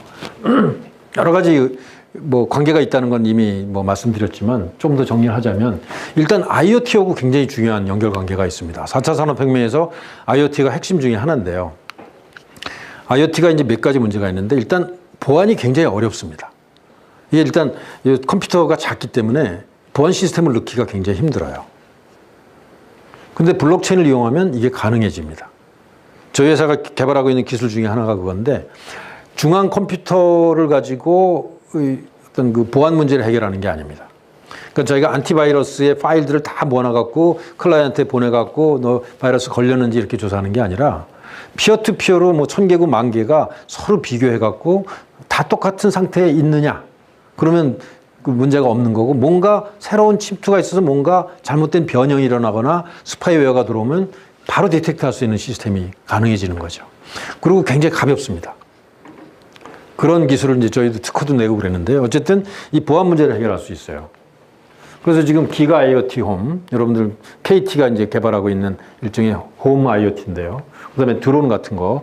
만약에 이런 게 해킹 당하면 굉장히 대형 사고가 나겠죠. 테러 무기도 될 수 있고, 또 살인 무기도 될 수 있고. 그래서 바로 이 IoT의 그 보안 문제를 해결하고 IoT 기기 간에 정산을 할 수 있습니다. 크립토 커런시로. 그리고 IoT 기기 간에 스마트 컨트랙트를 할 수가 있어요. 그런 게 이제 중요한 기능이 있는 거고요. 그 다음에 이제 4차 산업혁명하고 중요한 것 중에 하나가 공유경제 개념이 중요하잖아요. 공유경제가 중요한데 공유경제라는 건 결국은 자동적인 렌탈 시스템이라고 얘기할 수 있는데 뭐 에어비앤비도 그렇고 뭐 우버도 그렇고 자율주행차도 그렇고 그걸 어떻게 예약하고 어떻게 정산할 것인가가 중요하잖아요. 근데 예약과 정산을 아주 쉽게 할 수 있는 게 예약은 일종의 스마트 컨트랙트로 할 수 있고 기계와 기계 사이에 서로 계약을 할 수 있는 거죠. 그 정산을 크립토 커런시로 아주 쉽게 할 수 있는 겁니다. 그래서 블록체인을 아주 쉽게 쓸 수 있죠. 그래서 그 사례로 독일의 그 전력회사가 이더리움이라고 하는 그런 시스템을 가지고 이것도 이제 블록체인 시스템입니다.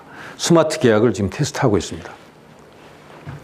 그러니까 전기 충전할 때 뭐 얼마 충전되면 돈을 자동적으로 보내주고 그다음에 자율주행차가 몇 시부터 몇 시까지 어디까지 가서 그 권한을 갖고 있는 사람한테 문을 열어주고 어디까지 갈 수 있도록 하고 가게 되면 자동적으로 청산, 그 결제되는 그런 시스템을 만들 수 있는 거죠. 그다음에 이건 최근에 뭐 엊그제 나온 뉴스인데요. 그 호주에 있는 파워 레저라고 하는 회사가 솔라 파워 마켓을 로컬 단위로 만들어서 계산하고 정산하는 시스템을 만들었습니다. 그다음에 IBM은 인공지능 시스템 왓슨에 블록체인을 결합하는 거를 지금 굉장히 많은 투자로 연구를 하고 있죠. 여러분들 잘 아시겠지만 일단 1, 2차 산업, 3차 산업혁명까지는 일단 대량 생산 컨베이어 벨트 시스템입니다. 근데 4차 산업혁명은 퍼스널라이즈드 프로덕션이라고 얘기해서 고도의 연결성과 고도의 자동화를 통해 갖고 기계가 스스로 일을 하도록 해야 되는 거거든요. 근데 그때 필요한 게 뭐냐는 거죠. 그때 필요한 게 바로 이 디센트럴라이제이션 오토 이런 개념입니다. DAO라고 이제 얘기를 하는데요. 분산 자율 조직 상태가 굉장히 중요합니다. 사람들의 개입 없이 이 기계와 기계수 사이에 뭐 재고, 그다음에 뭐 제품의 어떤 출시 시기, 굉장히 많은 것들을 스스로 판단해 갖고 스스로 결정하는 물류 시스템과 어떤 그런 시스템들을 만들어야만 4차 산업혁명이 가능해지는 거죠. 그래서 아주 단순하게 4차 산업혁명을 얘기하자면 IoT가 굉장히 많이 이제 사방에 깔릴 거고요. 공장에도 그렇고, 가정에도 그렇고, 개인도 그렇고. 거기에서 엄청나게 많은 빅데이터가 이제 수집이 되겠죠. 그래서 그 많은 빅데이터를 결국은 인공지능으로 분석해서 판단을 해야 되는 거고요. 머신러닝 같은 걸 통해 갖고. 그랬을 때 핵심은 결국은 머신 투 머신 커뮤니케이션이 굉장히 중요해지는 겁니다. 지금은 내가 컴퓨터를 한 3개 정도 갖고 있는데 스마트폰, 노트북, 뭐 집에 TV 있는데 내가 컴퓨터를 한 30개 정도 갖고 다니는데 그걸 일일이 다 사람이 통제할 수 없습니다. 그럼 기계끼리 자율적으로 통신하고 정산하는 시스템을 만들어야 되거든요. 그래서 바로 이 크립토 커런시가 예약 및 정산을 할 수 있고 IoT 보안 문제를 해결할 수 있고 특히 트러스티드 서드 파티, 그러니까 제3자의 개입 없이 블록체인을 바탕으로 한 DAO를 만들 수 있다는 겁니다. 그러니까 분산된 자율 조직을 만들 수 있다는 거죠. 이게 Decentralized Autonomous Organization이라는 개념인데요.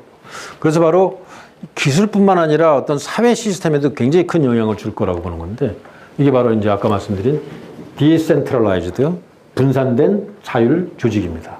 탈중앙 자율 조직인데 이것이 공장뿐만 아니라 기업 뿐만 아니라 국가 모든 시스템에 이런 식으로 바뀌어야 되고 이거를 제대로 하는 조직만이 4차 산업혁명에서 승리할 수 있다는 거예요. 독일은 이걸 잘할 수 있는 준비가 충분히 되어 있습니다. 이미. 그렇기 때문에 독일이 인더스트리 4.0에서 가장 앞서 나가고 있는데 우리나라는 굉장히 뒤처져 있습니다. 이거의 반대말이 피라미드 조직입니다. 사장이 있고 상무 전무가 있고 그 밑에 뭐 부장이 있고 과장 대리 있고 저 밑에 사원들이 결제서 만들어 갖고 대리한테 올렸다가 빠꾸 맞으면 다시 쓰고 과장한테 올라가고 오르락내리락 하고 하다가 시간 낭비하는 중앙 집중 시스템에서는 DAO를 할 수 없는 거죠.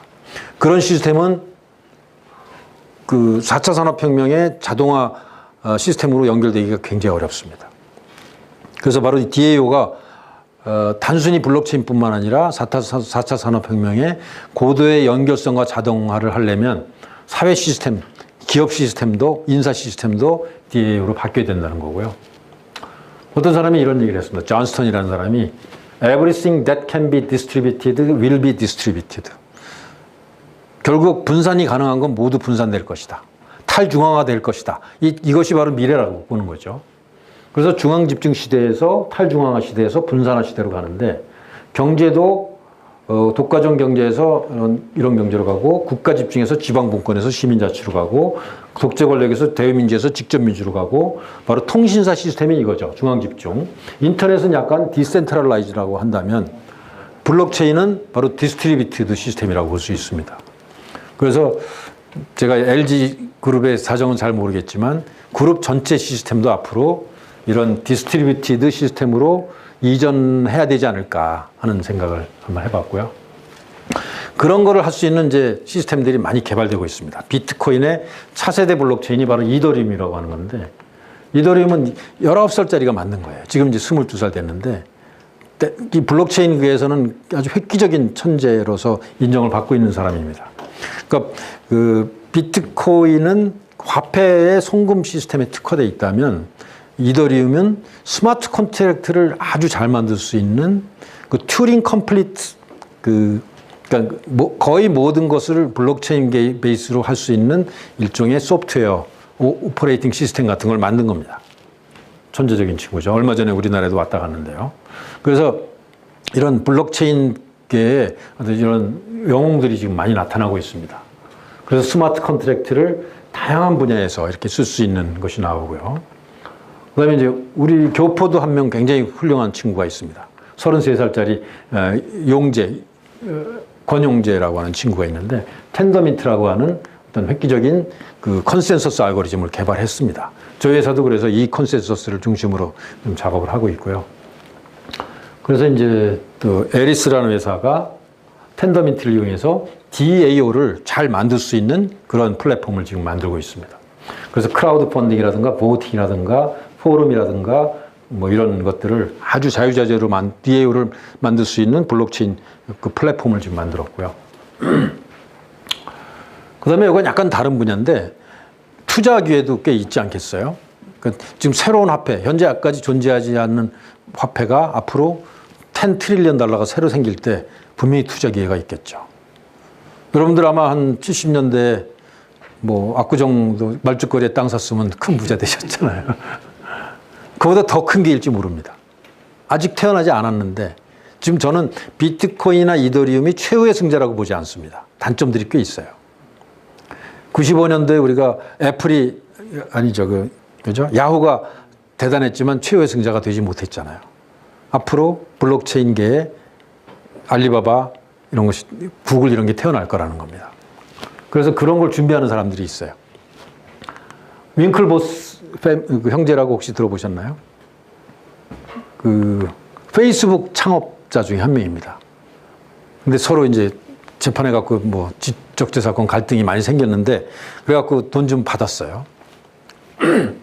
근데 이 친구들이 바로 비트코인을 이용한 ETF 사업에 본격 뛰어들었습니다.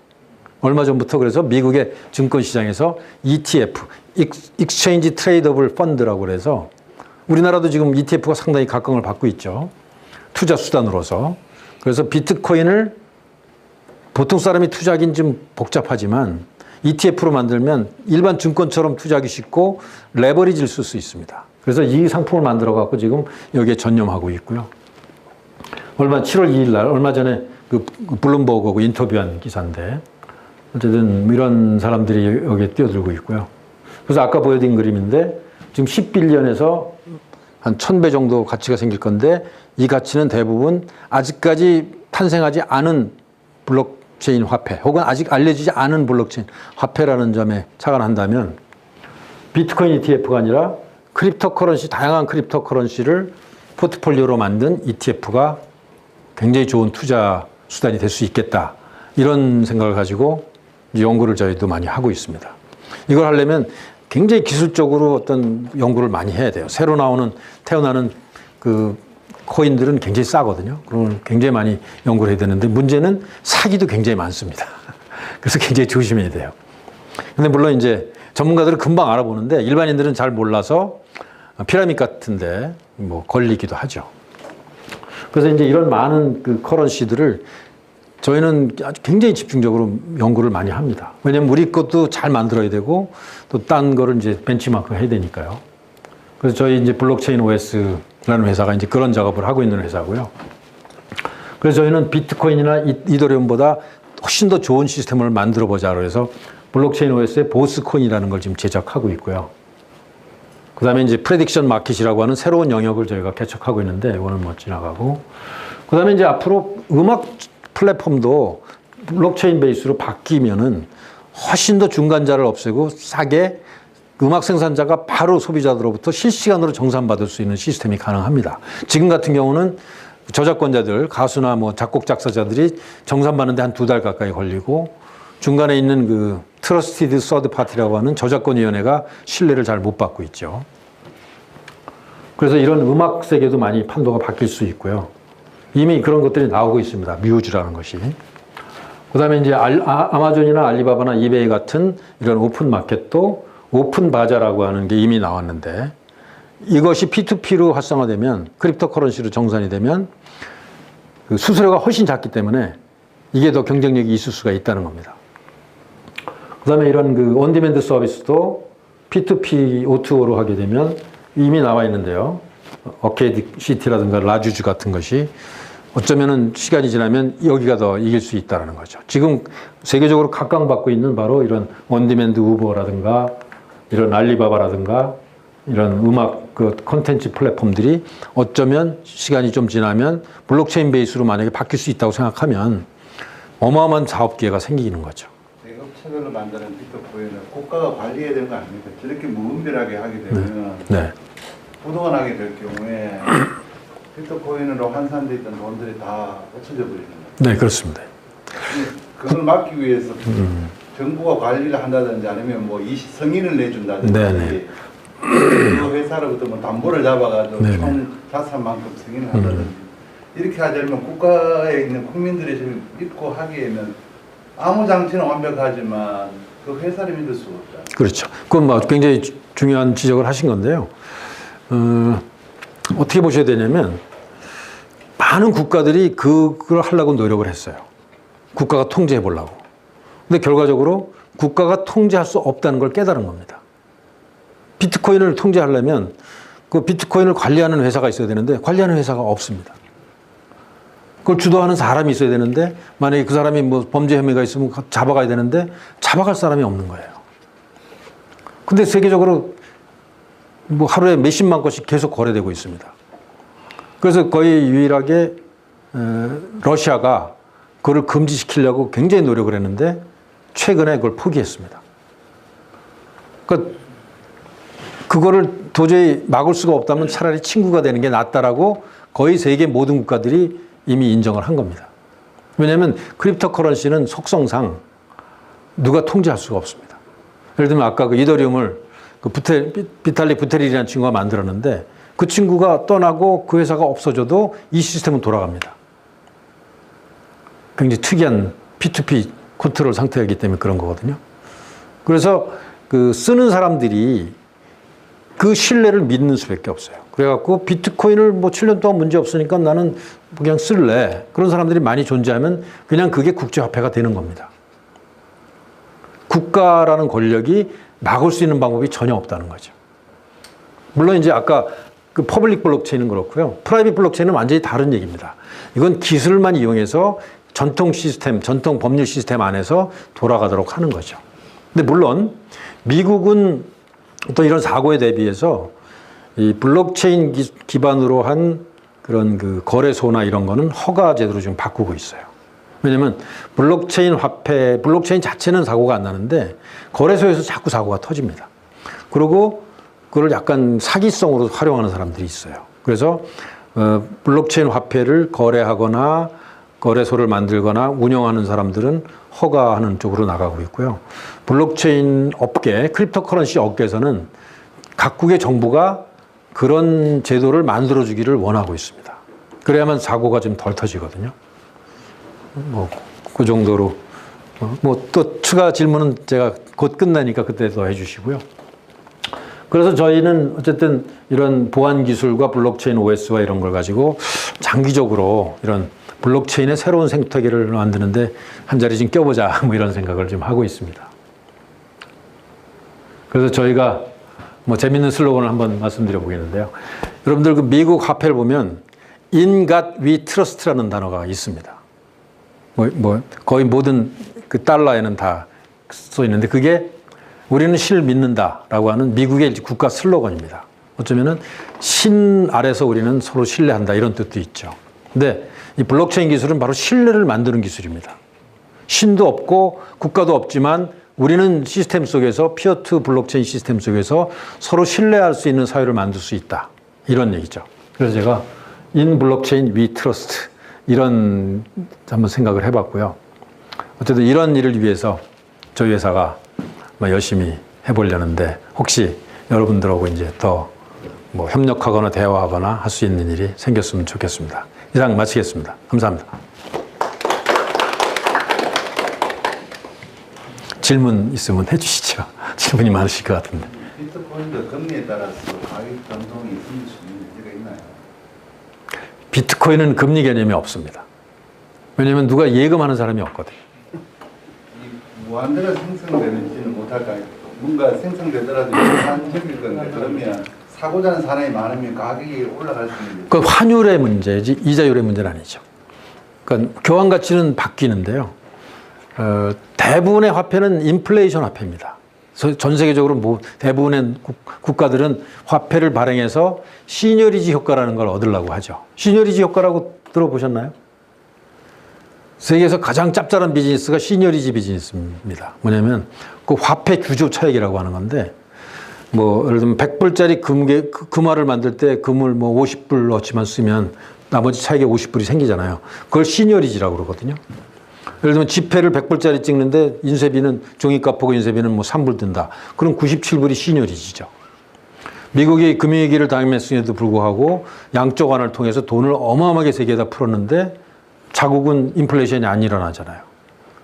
근데 외국에다 돈 빌려주면 이자는 들어오잖아요. 그게 바로 시니어리지 효과인데요.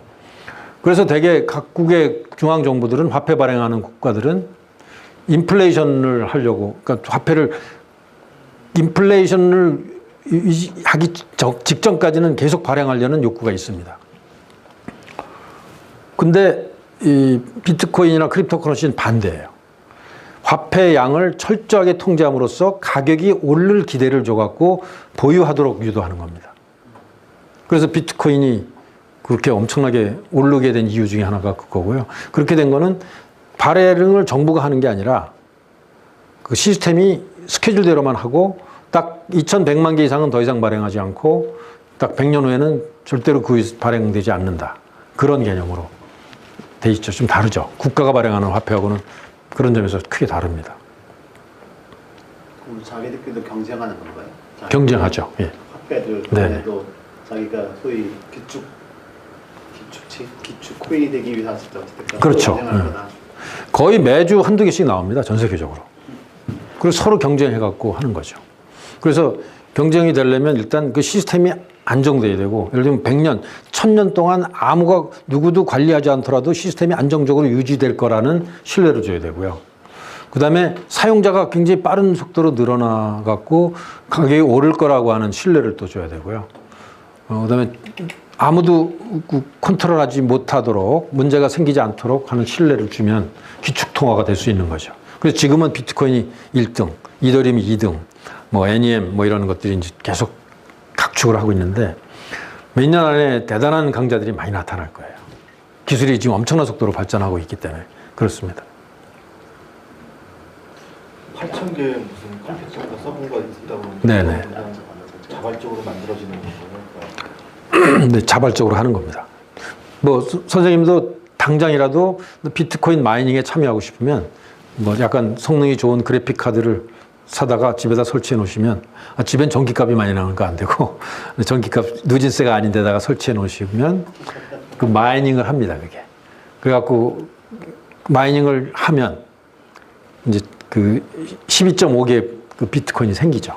그래서 비트코인은 우리나라에 많지 않은데 이더리움 마이닝 하는 사람들 많습니다. 우리나라에. 기계 한 대 설치하면 한 20만 원은 벌어요. 한 달에. 저희 집에도 있습니다. 실험 삼아 하고 있거든요. 근데 전기값이 한 10만 원 나갑니다. 그래서 태양광을 설치해야 됩니다. 어쨌든 자발적으로 퍼블릭 블록체인은 전 세계 누구나 참여할 수 있도록 구조가 되어 있습니다.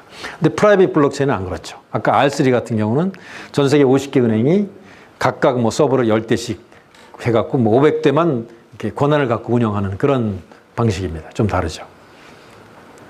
일종의 개인이 화폐 다니는 저 따로 있는 거고, 네. 마이닝하면서 자기가 개인이 일종의 화폐를 발행하는 겁니다. 발행하는 거죠. 네네. 개인이 발행하는 겁니다. 모여서 네. 그게 일반적인 뭐 달러나 원화 이런 그렇게 되는 겁니다. 신기한 일이죠. 중앙정부는 싫어하겠네요. 싫어하죠. 예. 통제 권한이 하나도 네. 없으니까. 싫어하는데 막을 방법이 도저히 없기 때문에 지금 대부분의 중앙 국가들이 차라리 우리가 발행하겠다 이렇게 나오는 겁니다. 그래서 블록체인 화폐로 지금 발행하기로 거의 대부분 선진 국가들이 다 결정을 한 거죠. 우리나라는 아직 결정 안 한 것 같은데 영국, 일본, 캐나다 뭐 다 결정한 것 같아요. 지금은 퍼블릭이 양이 많잖아요. 네네. 나중에 이제 프라이빗이 좀 많아질 거죠. 네네. 아까 그 10 트릴리언 중에서 2027년 되면 네네. 비가 얼마 된다는 예측이네요. 그러니까 이제 10 트릴리언이면 한 10,000조쯤 되는데 그것 중에서 프라이빗과 퍼블릭의 비중이 얼마 될 거냐는 그거는 엄밀히 조사된 건 아니고요. 아까 그 다보스 포럼의 조사라는 거는 800명의 전문가들한테 아주 간단한 문장으로 물어본 거예요. 그러니까 이제 그 크립토 커런시가 전 세계 GDP의 약 10%가 되면 그때부터 폭발적으로 성장할 거다. 이런 이게 티핑 포인트인데 과연 그 티핑 포인트가 가려면 어느 몇 년쯤 될 것 같으냐 그랬더니 사람들이 한 2027년 정도 앞으로 한 12년 정도 10년 정도 지나면 될 것 같다 이렇게 설문에 응한 사람이 많았을 뿐이지 엄밀하게 이게 뭐 크립토 커런시냐 공개냐 비공개냐 뭐 이런 거는 엄밀하지 않은 거고 아무래도 이제 추측이니까요. 근데 그 GDP의 10%가 보관된다는 거는 화폐뿐만 아니라 재산도 있습니다. 토지 대장. 토지도 지금 재산이잖아요. 그죠? 그다음에 증권. 뭐 그것도 이미 채권이나 주식도 증권이잖아요. 그런 것도 앞으로는 블록체인에 보관될 거기 때문에 그걸 엄밀하게 생각하기는 어렵습니다. 네. 그걸 2027년이 아니라 땡겨줄 수도 있고 더 늦어질 수도 있고요. 금이 있으면 사야 되겠죠. 네? 금이 있으면 사야 되겠죠. 금하고 경쟁하는 거죠. 금하고 경쟁하고 달러하고 경쟁하는 겁니다. 기본이 화폐제인데 기본적으로 그렇죠. 금이야 요새 뭐 화폐 수단보다는 뭐 반도체 아니 전자 부품에 많이 쓰지 않나요? 네, 중국 사람들이 이렇게 모아놓거나. 비트코인하고 아까 서버를 구축하면은 네. 그때가 돈을 번 수 있다고 했잖아요. 네, 화폐를 만들어서 받는 거죠. 네, 네. 버는 방법이 화폐를 만들어서 버는 건가요? 그 이제 아까 말씀드렸듯이 전 세계 8,000개의 서버가 그 경쟁적으로 그 블록 컨퍼메이션 하기 위해서 암호를 풉니다. 그런데 암호를 내가 컴퓨터가 풀면 내구자로 12.5개의 비트코인이 들어오는 거죠. 그게 새로 화폐가 증발되는 겁니다. 그게 유일한 방법이에요. 화폐 발행 기관이 각 개인이 그렇죠. 개인이 화폐 발행을 하는 겁니다. 조폐공사가 아니고 그렇습니다. 예. 신기한 기술이죠. 근데 그 서버를 놓을 때 어떤 어디에 허락을 받고 허락 안 받아도 시간을 됩니다. 만들어서 예. 인터넷만 연결하면 됩니다. 속도가 좀 빨라야 되죠. 그다음에 컴퓨터가 성능이 좀 좋아야 돼요. 암호를 빨리 풀어야 되니까. 그리고 그 퍼블릭 체인은 누구나 참여할 수 있습니다. 원하시면 뭐 제가 하나 설치해 드릴게요. 한 50만 원 듭니다. 50만 원 정도. 이더리움 설치하면. 지금 소프트웨어 설치하는 소프트웨어 설치하면 되죠. 소프트웨어는 다 오픈 소스입니다. 오픈 소스고 예. 50만 시간 그래픽 카드가 지금 빵빵해야 돼요. 그래픽 예, 왜냐면 이게 암호를 굉장히 빠른 속도로 풀어야 되기 때문에. 그럼 컴퓨터 파워링 어느 정도? 그러니까 한 뭐 여러 가지 합해서 한 50만 원 정도면 되고요. 그래픽 카드가 센 거 있으면 되고요. 그러면 되게 요즘의 기준으로 보면 한 20만 원어치 생겨요. 이더리움 기준으로. 근데 전기세가 아까 말씀드린 한 10만 원 나오니까 수익률이 괜찮죠. 괜찮죠. 그래서 막 100개씩 하는 사람들이 있습니다, 지금. 100개씩 하면 네. 10만 원씩 하면 100만 원 생기잖아요. 근데 이제 문제가 있어요. 문제가 하나 있는데 뭐냐면 에어컨 틀가 더 더울까 문제가 있는데 뭐냐면 가격이 올라가면 경쟁자가 많아집니다. 더 많은 사람들이 이제 수익성이 좋아지면 더 많이 투자할 거잖아요. 퍼블릭 시장 원리에 따라서 누구한테나 공개돼 있으니까 수익성이 좋으면 점점 더 많은 사람들이 이제 그 서버를 연결시켜 놓죠. 코인값 떨어지고 그렇죠. 코인 값이 떨어지면 발행 숫자가 많아지고 그렇죠. 그러니까 여러 가지 변수가 있어요. 코인의 숫자가 많아지면 가격이 떨어지겠죠. 그럼 수익성도 떨어지잖아요. 그죠? 근데 이게 인기가 좋아갖고 사용처가 많아지면 가격이 올라가겠죠. 화폐 함수에 따라서. 많은 사람들이 쓰고 많은 사람들이 보관한다. 사용자가 늘어날수록 뭔가 자기가 뭐 10불이고 100불이고 보관을 해야 될 거 아니에요. 그죠? 그러려면 어디가 사야 되잖아요. 자유경쟁 시장에서. 전 세계적으로 그 거래소가 뭐 100개가 넘습니다. 그런 데 가서 살 수 있잖아요. 그 사용자가 많으면 가격이 올라가고. 그 가격이 올라가면 더 많은 사람들이 그 마이닝에 참여하고.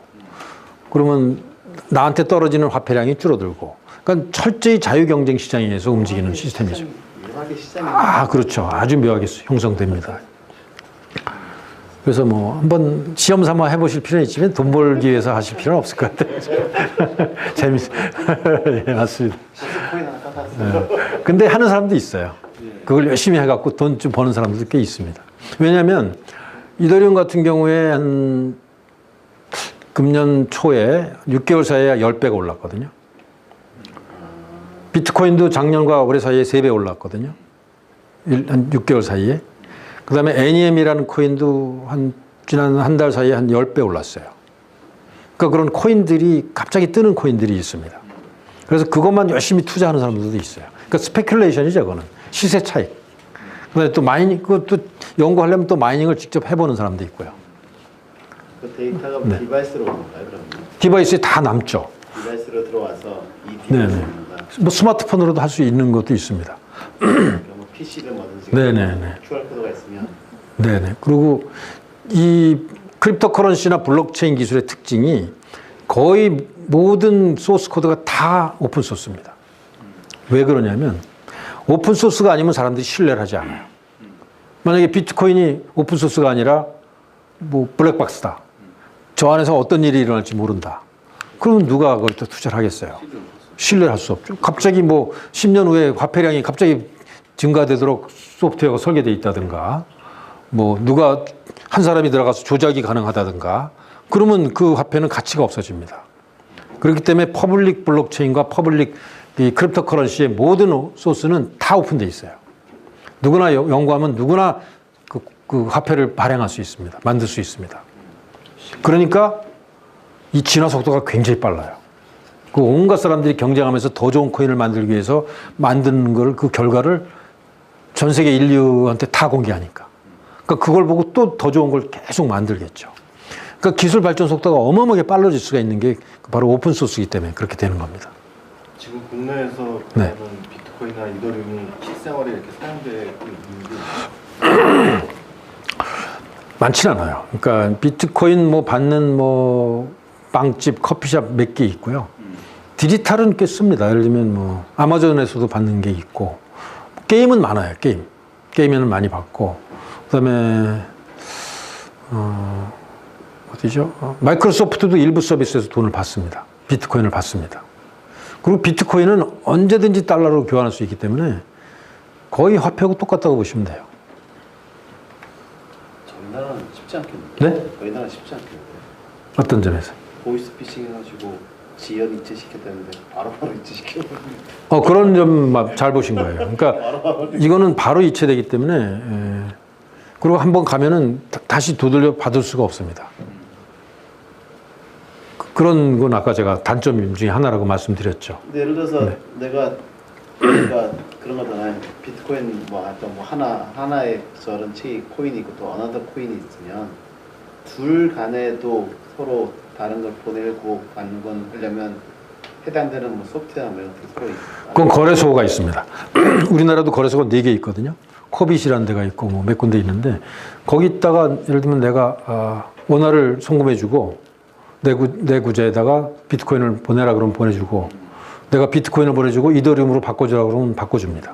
그 시간에 실시간 환율로 바꿔줍니다. 외환거래하고 똑같다고 보시면 돼요. 그런 거를 처리해주는 거래소가 있는 거죠. 우리나라에도 한 4개 있습니다. 그게 송금해주고 이런 게 아니라 네. 교환만 시켜주는 것이지. 교환해갖고 송금을 해주는 거죠. 내 구자로. 그냥 바로 보내면 쭉 연결되는 아직 그런 건 없습니다. 소프트웨어가 같아야 되잖아요. 그런 기술도 지금 개발을 하고 있어요. 아까 얘기한 그 텐더민트 개발한 그 권용재라는 친구가 그 기술도 개발하고 있는데 아직은 완성 안 됐고요. 지금은 거래소가 처리해 줍니다. 그걸. 네.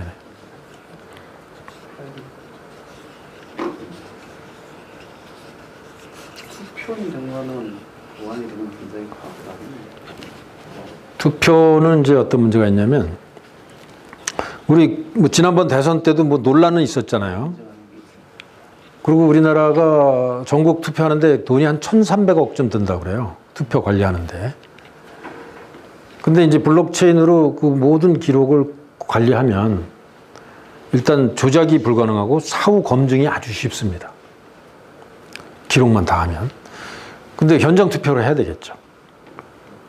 근데 만약에 모바일 투표까지 하려고 그러면 예를 들면 홍채 인식을 하는 게 있으면 그것도 거의 완벽해지죠. 네네. 그렇게 되면 뭐 4년에 한 번 투표가 아니라 거의 모든 정책을 뭐 한 달에 한 번씩 투표도 가능합니다. 직접 민주제를 할 수 있는 거죠. 그리고 근데 이제 블록체인 기술이 아까 말씀드린 문제가 몇 가지 있는데요. 비밀 투표하기 어렵잖아요. 공개되니까. 그죠? 그래서 그 기술을 개발해야 됩니다. 그 기술이 몇 가지 개발되고 있어요. 비밀은 보장하면서 계산은 가능하게 하는 기술이 멀티파티 컴퓨테이션이라고 하는 다중계산이라는 기술이 있는데요. 아직까지 완성은 좀 안 됐는데 그 기술도 지금 저희 회사도 개발하고 있는데 중요한 기술 중에 하나입니다. 투표를 검증은 가능하되 각 개인이 누구한테 투표하는 것은 공개하지 않는 거죠. 그 다음에 예를 들면 의료 정보를, 내 DNA 정보를 그 은행에다가 어떤 시스템에 맡겼는데 그 수만 명, 수십만 명의 DNA 정보를 이용해서 의학, 제약, 개발을 한다든가 이런 데 쓸 수 있지만 그 개인의 DNA 정보가 절대로 공개되면 안 되잖아요. 그것이 가능한 기술이 바로 있습니다. 그것도 이제 블록체인 기술의 특수 기술인데 아직은 기술이 완성되지는 않았는데 세계적으로 경쟁적으로 지금 하고 있어요.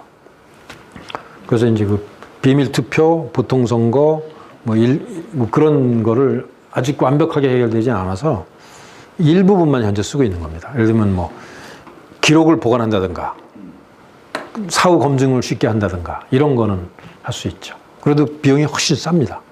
거의 한 5분의 1 이하로 투표를 시스템을 관리할 수 있죠.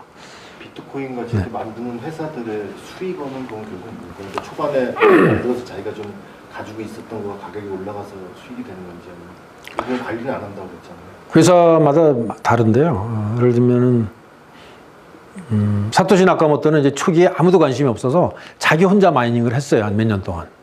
그러다가 친구들한테 야, 나 이런 거 만들었는데 너도 좀 마이닝 좀 해봐. 그래갖고 친구들이 돈을 많이 벌었죠. 그래갖고 처음에 그 피자를 산 사람이 지금 돈으로 한 10억 원의 피자를 한 장 샀습니다.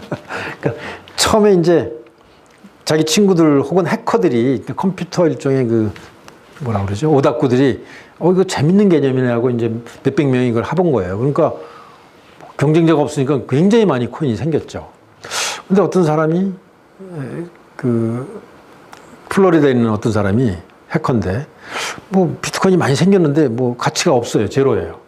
그래갖고 실험 삼아서 어떤 인터넷 퍼블릭 웹사이트에다가 야, 내가 이 비트코인을 줄 테니 피자 나한테 좀 배달해달라 이렇게 얘기를 올렸어요.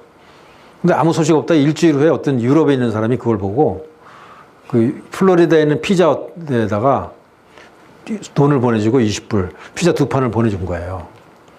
그리고 비트코인을 몇만 코인을 받았습니다. 그걸 여러 번 했어요, 그 사람이. 그게 하나에 지금 피자 10억짜리 피자가 그때 발생한 거죠. 그때부터 화폐 가치가 생깁니다. 이게 화폐 가치가 있네. 그러니까 사람들이 이제 쓰기 시작하는 거예요, 막. 그러다가 마약 거래에 이제 본격적으로 쓰기 시작하죠. 왜냐면 익명성이 있으니까. 그리고 정부가 감시하지 않는 시스템인데 환가성이 있으니까. 그러다가 그게 이제 실크로드 사건인데 그게 일방타진됩니다. 근데 익명성이 있지만 범죄 쓰기는 어려워요. 왜냐면 어느 계좌에서 어느 계좌로 가는지 다 알 수 있거든요. 현금옥은 다르잖아요. 그 다음에 결국은 비트코인을 내가 갖고 있다가 어딘가서 현금으로 환전해야 되잖아요. 어딘가에서. 그거는 다 드러납니다. 어디서 했는지. 그렇기 때문에 범죄 쓰기 사실은 어려운데 어쨌든 그때 실크로드 사건으로 일망타진해갖고 FBI가 그걸 다 압수를 합니다. 그러다 올해 그걸 이제 경매로 처분하는데 그래서 가격이 좀 떨어졌어요, 그때. 그래서 범죄에 쓸 수는 있지만 결국 대규모로 조직적으로 오랫동안 하기는 어려운 그런 측면이 있어서 아까 이제 참 질문한 거 설명드리면 그래서 대개 약간 공익적인 목적으로 해요. 그래서 처음에 이제 이런 새로운 크립토 커런시를 개발하는 사람들이 내가 이런 개념으로 크립토 커런시를 개발하려고 하는데 그래서 화이트 페이퍼라는 계획서를 이제 계획 논문을 냅니다.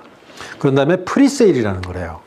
그러니까 내가 이거 총 예를 들면 10억 개를 발행할 건데 이번엔 1억 개를 미리 팔겠다. 그걸 프리세일이라고 그래요. 그래갖고 50억, 100억씩 돈을 모읍니다. 그래갖고 그걸로 개발해갖고 6개월, 1년 후에 출시를 해요. 그런 방법을 많이 씁니다. 지금. 근데 그거는 회사도 아니고 그냥 개인이에요. 그런 다음에 그걸 개발한 다음에 자기는 떠납니다. 그냥. 그 개발한 주체가 떠나도 시스템이 작동돼야만 그게 서스테이너블한 거거든요. 지속 가능한 거거든요. 이제 그런 모델이 있고, 그 다음에 저희는 약간 다른 모델인데, 저희는 코인을 발행한 다음에 대규모 B2C 그 사용처를 만들어요. 저희 이제 프레딕션 마켓이라는 걸 만들었는데, 그래갖고 한 1,000만 명의 사람들한테 코인을 공짜로 뿌립니다. 그래갖고 일종의 약간 경마하고 주식시장하고 결합한 인기 연예인 무슨 뭐 주식 배팅 시스템 이런 걸 저희 만들고 있거든요. 혹시 관심 있으시면 이런 건데요. 예를 들면 뭐 이렇게 남자 배우, 여자 배우들을 순위를 이렇게 배팅해갖고 순위가 올라가면 돈이 생기는 겁니다. 그리고 언제든지 사고 팔 수 있도록 해갖고 인기 연예인을 이용한 일종의 주식시장을 하는 거예요. 약간 사행성이 있지만 불법은 아닙니다. 왜냐하면 크립토커런시가 화폐가 아니기 때문에. 그래서 이걸 많이 하고 있어요. 배우한테 가는 게 아니고 아니죠. 그 베팅한 사람들이 서로 사고 파는 거죠. 우리는 가져가지 않습니다. 자기들끼리 사고 팔면 사용처가 많아지면 화폐 수요가 늘어나고 점점 많아지면 우리 화폐 가치가 올라갈 거라고 보는 거죠. 그래서 송중기에 대한 화폐 양을 정해놓고 아니, 그러니까 가격이 정해져 있는 거죠. 가격이 정해져 있죠. 예를 들면 남자 가수 30명의 인기도를 다 주식시장처럼 측정을 해갖고 합하면 100이 되도록 합니다. 그래갖고 인기 올라갈 사람은 올라갈 거라고 예상되면 저희가 배팅을 하는 거죠. 올라갈 주식시장하고 거의 비슷하게. 항상 사고 팔 수 있습니다. 근데 크립토커런시를 하는 거죠. 그래서 예를 들면 이런 서비스, 재미가 있어야 되고 연예인들에 대한 인기가 있잖아요. 그래서 이런 서비스를 몇 가지를 개발합니다, 저희가. 그래갖고 크립토커런시의 사용자가 많으면 많을수록 가치가 올라갈 거거든요. 그러니까 지금 비트코인이 한 7년 동안 한 1,000만 명의 사용자가 생겼는데 저희는 한 2, 3년 내에 1,000만 명 이상의 사용자를 만들 수 있을 거라고 봐요. 왜냐하면 우리는 코인을 그냥 공짜로 뿌릴 거니까. 이거를 뿌리면 그 사람들이 여기 와서 베팅을 하게 할 거거든요. 뭐 그럴 때 이제 에어드랍이라고 얘기하는데 다양한 수익 모델이 생깁니다. 그래서 이런 서비스가 만약에 성공하면 여기서 광고도 생길 수 있고 뭐 굉장히 다양한 수익 모델이 생길 수가 있고요. 아주 실제 가치가 생겼을 때요. 네. 그 누군가 아주 현금을 바꾸잖아요. 네네. 현금 누가 내주나요? 그 시장에서 형성되는 거죠. 사고자 하는 사람이 있거든요. 예를 들면 송중기 팬클럽이 왜 우리 오빠 점수가 이렇게 낮아 더 사야 돼. 그럼 막 샀는데 사다 보면 한 80%는 돈이 다 떨어집니다. 그럼 그 사람은 어딘가서 사야 되잖아요. 그건 그 거래소에서 사는 거죠. 전 세계에 거래소가 한 100개 정도 있기 때문에 뭐 그런 거래소에서 활성화되면 그럼 가격이 자동적으로 생기는 겁니다. 현금 주고 사야 돼. 그때는 현금 주고 사야 되는 거죠. 발행기관은 진짜 철저히 빠져야 되겠네요. 그렇습니다. 맞습니다. 정확히 보신 거네요. 발행기관은 개입하면 안 됩니다. 화폐 발행기관은. 그래서 완전히 독립적으로 처음에 발행한 사람이 그 시스템을 완전히 빠져나가도 그 작동될 수 있도록 코드가 다 짜져야 되고 그걸 다 공개해야 되는 거죠. 전 세계적으로. 마이닝도 고생을 많이 하잖아요. 그렇습니다. 근데 발행한 회사는 이익 보는 게 하나도 없잖아요. 근데 요즘은 아까 좀 말씀하셨는데 총 발행량의 일부를 자기들이 갖고 있습니다. 갖고 있다. 예, 처음에. 지분을 갖고 있다. 예, 지분을 코인을 예를 들면 뭐 1억 개를 발행하는데 10억 개를 발행하는데 1억 개는 내가 갖고 있지만 이건 10년 후에 액티베이트 할게. 뭐 이런 일종의 예, 할 수 있는 권한을 뭐 코딩을 다 해놓는 거죠. 그런 방법도 있고 뭐 굉장히 다양한 방법이 있습니다. 수익을 만드는 방법이. 그다음에 아까 말씀드렸듯이 이런 플랫폼들을 만들 수 있죠. 아까 뭐 음악 관련 플랫폼, 이런 오픈 바자 같은 플랫폼, 이런 뭐 O2O 플랫폼, 여기 굉장히 수익성이 높을 가능성이 있어요. 여기에 다 크립토커런시가 다 필요하거든요. 그러면 중간 매개자가 없기 때문에 수수료가 훨씬 싸기 때문에 경쟁력이 있는 거죠. 근데 여기 어려운 점은 아무도 관리하지 않기 때문에 적극적으로 프로모션 할 사람이 좀 없어요. 원가는 싼데. 그래서 그 사업의 주체가 필요하긴 합니다. 근데 크립토커런시는 사업의 주체가 없지만 이런 서비스에는 사업의 주체가 필요한 거예요. 저희도 그래서 우리가 발행하는 화폐는 우리가 완전히 독립적으로 내보낼 거지만 그 화폐를 이용한 서비스는 뭔가 주체가 있어야 되는 거죠. 프라이빗 섹터는 조금 이해해요. 퍼블릭은 진짜 퍼블릭은 아까 그 은행 시스템처럼 그렇게 통제되는 시스템이 될 겁니다. 그러니까 퍼블릭 블록체인이 아니라 프라이빗 블록체인 혹은 그걸 갖다 컨소시엄 블록체인이라고 그래요. 지금 50개 은행이 모여갖고 그 퍼블릭 액세스할 수 없고 자기네들이 각 은행이 10개씩 서버를 가지고 통제하는 거죠. 근데 그게 훨씬 더 안전하고 싸다는 거예요. 또 빠르고. 그래서 거번테크를 하게 되면 그쪽으로 가게 되는 거죠. 퍼블릭. 거기는 굳이 뭐 그런 크립토 커런시를 발행할 필요는 없습니다. 그냥 장부를 제대로 조작 불가능하게 해킹이 강하면서 잘 관리할 수 있게 싸게 그런 시스템을 이제 만들어 하는 것 뿐이죠. 위패는 없겠네요. 위패요? 위조화폐는 위조화폐는 거의 없습니다. 네, 없습니다. 예. 생길 수가 없죠. 왜냐하면 모든 화폐 일련 번호가 다 있다고 보시면 됩니다. 그리고 금방 검증이 가능하죠. 네, 실시간 검증이 가능합니다. 그러면 이게 전부 다 진짜 우리 통용되는 화폐를 완전히 바꿀 수 있다고 생각하시는 거예요? 경쟁하는 거죠.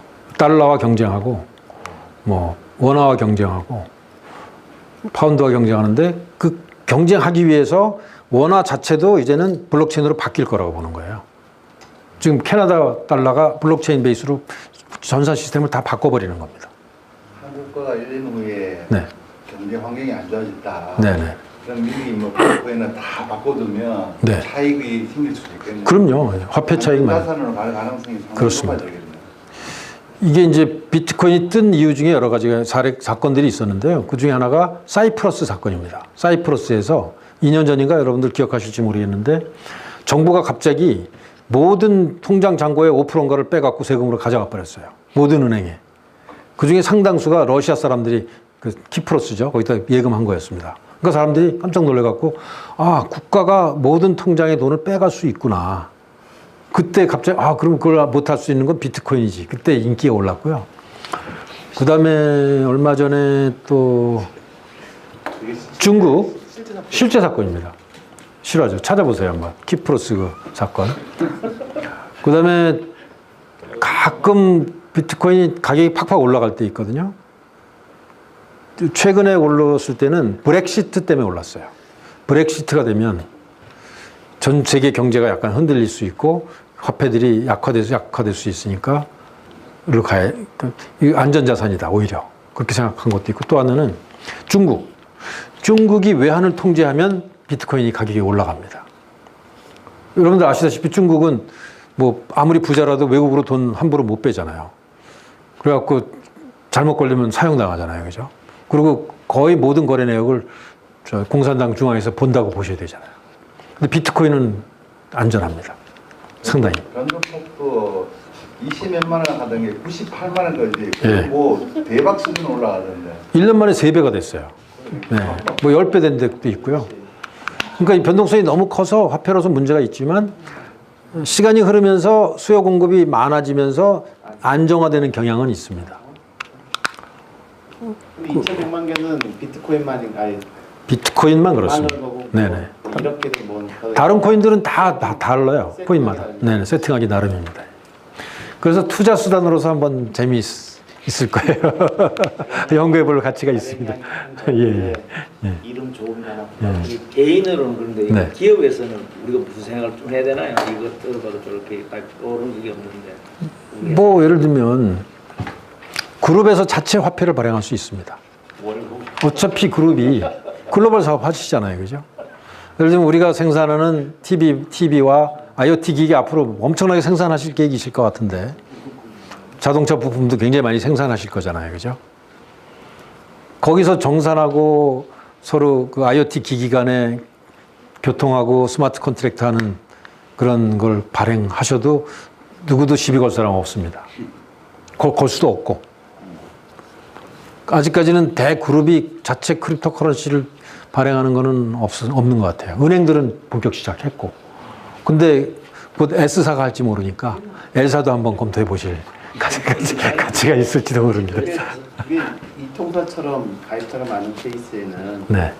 저희가 예를 들어서 LG 패밀리몰 뭐 하잖아요. 저희가 그러니까 이제 우리 가입자한테 그런 거를 발행을 하고 뭐 LG 그룹에 있는 무슨 뭐 사이트로 사는 것들을 허용을 해주고 이렇게 하면은 이거는 국내 비즈니스라기보다는 글로벌 비즈니스 하셔야 돼요. 그 뭐 K사보다는 L사가 훨씬 더 유리합니다. 글로벌 사업을 하고 계시기 때문에. 그리고 IoT를 많이 하실 거잖아요. 그죠? IoT의 핵심이 바로 이 크립토 커런시라고 생각하셔도 돼요. 블록체인과 크립토 커런시. 그거와 두 개 결합하는 순간 엄청난 시너지가 생깁니다. 블록체인 없는 IoT는 위험해요. 안전하지 않습니다. 아직까지 IoT 보안이 기술이 충분히 개발되어 있지 않아요. 전통 기술 갖고는 IoT 보안을 할 수가 없습니다.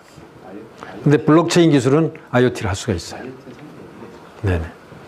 그리고 IoT가 4차 산업의 핵심이고, L사의 세계적인 경쟁력이고, 커스터머가 몇억 명이 만들 수 있잖아요. 그죠? 그 사람들이 다 이 L코인을 쓰게 하면 코인 가치도 올라가서 그게 큰 돈을 벌어줄지도 모릅니다. 근데 그걸 막을 수 있는 사람은 없고, 반대할 수도 없어요. 어느 정부도 반대할 수 없습니다. 러시아가 그걸 반대하려고 그러다가 포기했고요. 북한이 무지 열심히 연구하는 걸로 지금 알려져 있습니다. 원칙적으로 세금은 어떻게 그렇습니까? 세금은 원칙적으로 그게 굉장히 중요하고 민감한 문제인데요. 미국에서는 일단 자기가 어떤 형태로든 소득이 생기면 신고를 해야 돼요. 미국은 법적으로 문제가 없습니다. 뭐 이거에서 시세 차익이 생겼다, 뭐 아니면 마이닝 해갖고 돈이 생겼다 그러면 그냥 신고해서 세금을 내면 됩니다. 근데 우리나라는 약간 좀 다르잖아요, 구조가. 그리고 우리나라는 아직 비트코인은 화폐로서 인정받지 않기 때문에 비트코인 옛날에 사놓은 게 가치가 100억이 돼도 뭐 양도소득세를 낼래야 낼 수가 없죠. 아니 거래소에서 환전하면 되는지 그냥 거기에 그럴 때 떼야 되는 거고 그다음에 실물을 샀을 때 그렇죠. 거기에서 세금을 떼야 되는 거죠. 그렇죠. 근데 이제 여러 가지 포인트가 있는데 그 중에 하나가 비트코인을 샀을 때 부가세를 낼 거냐 말 거냐가 논란이 됐었어요. 이걸 물건으로 볼 거냐, 화폐로 볼 거냐. 화폐는 안 비쌌어요. 아니 화폐라고 인정을 안 하니까 물건이라고 보는 거죠. 주식 가치가 상승했으면 거기서 떼야 되는 거죠. 아니 이제 일단 부가세 먼저 말씀드리면, 그래서 실제로 유럽에서는 부가세를 부과했었어요. 이거 물건이니까 화폐 아니잖아요. 그럼 물건이잖아요. 그러면 부가세를 내라. 근데 유럽은 막 부가세가 20%까지 비싸잖아요, 그죠? 그러다가 금년도에 유럽 그거 갖고 이제 말이 많다가 유럽의 중앙 그 헌법기관, 그러니까 뭐라 그러죠? 그 중앙 어떤 그 어소리티가 집행위원회인가 거기서 비트코인과 크립토 커런시는 부가세를 받지 않기로 결정을 했습니다. 화폐로 인정을 한 거죠. 그 다음에 이제 시세 차익이나 이런 거는 아직까지 굉장히 많은 논란이 있는데 잘 정리가 안 되고 있어요. 근데 부가세는 안 받는 걸로 거의 세계적으로 통일됐고요, 지금. 유럽이 그렇게 함으로써. 근데 뭐 시세 차익, 그 다음에 뭐 소득세 어떻게 낼 거냐, 이거는 이슈가 굉장히 많습니다. 예를 들면 마이닝에서 한 거는 이건 없는 화폐를 만들어낸 건데 이거를 도대체 세금을 어떻게 내야 되냐. 시세 차익은 그래도 좀 간단해요, 그죠? 뭐 100불에 300불에 사갖고 900불에 팔았으면 시세 차익이니까 그거는 캐피탈 게인 텍스라는 게 있잖아요, 미국은. 우리나라는 없죠, 캐피탈 게인 텍스가. 그래서 뭐 비교적 간단한데 안에 여러 가지 논란이 있는데 아직까지 그걸 법적으로 정리가 안 돼 있습니다. 그래서 우리나라 국세청도 연구하고 있어요. 전 세계 국세청들이 지금 이것 때문에 굉장히 많은 연구를 하고 있고 보고서들도 많이 나오고 있습니다, 지금. 근데 아직 통일된 의견은 아직 없습니다. 이러면 종부세도 내야 되는 그렇죠. 그게 국경 간에 대한 이슈가 복잡하죠. 그렇죠. 이건 국경을 그냥 무시로 넘나드니까. 국경이 없이 그냥 예. 관세. 그래서 세금 문제 좀 복잡한데요. 나중에는 거래세를 걷자. 토비세 비슷하게. 그러니까 0.001%를 뭐 걷는다든가. 뭐 그런 논의도 지금 있습니다. 시간 다 된 거죠? 자, 그럼 이걸로 마치도록 하겠습니다. 감사합니다.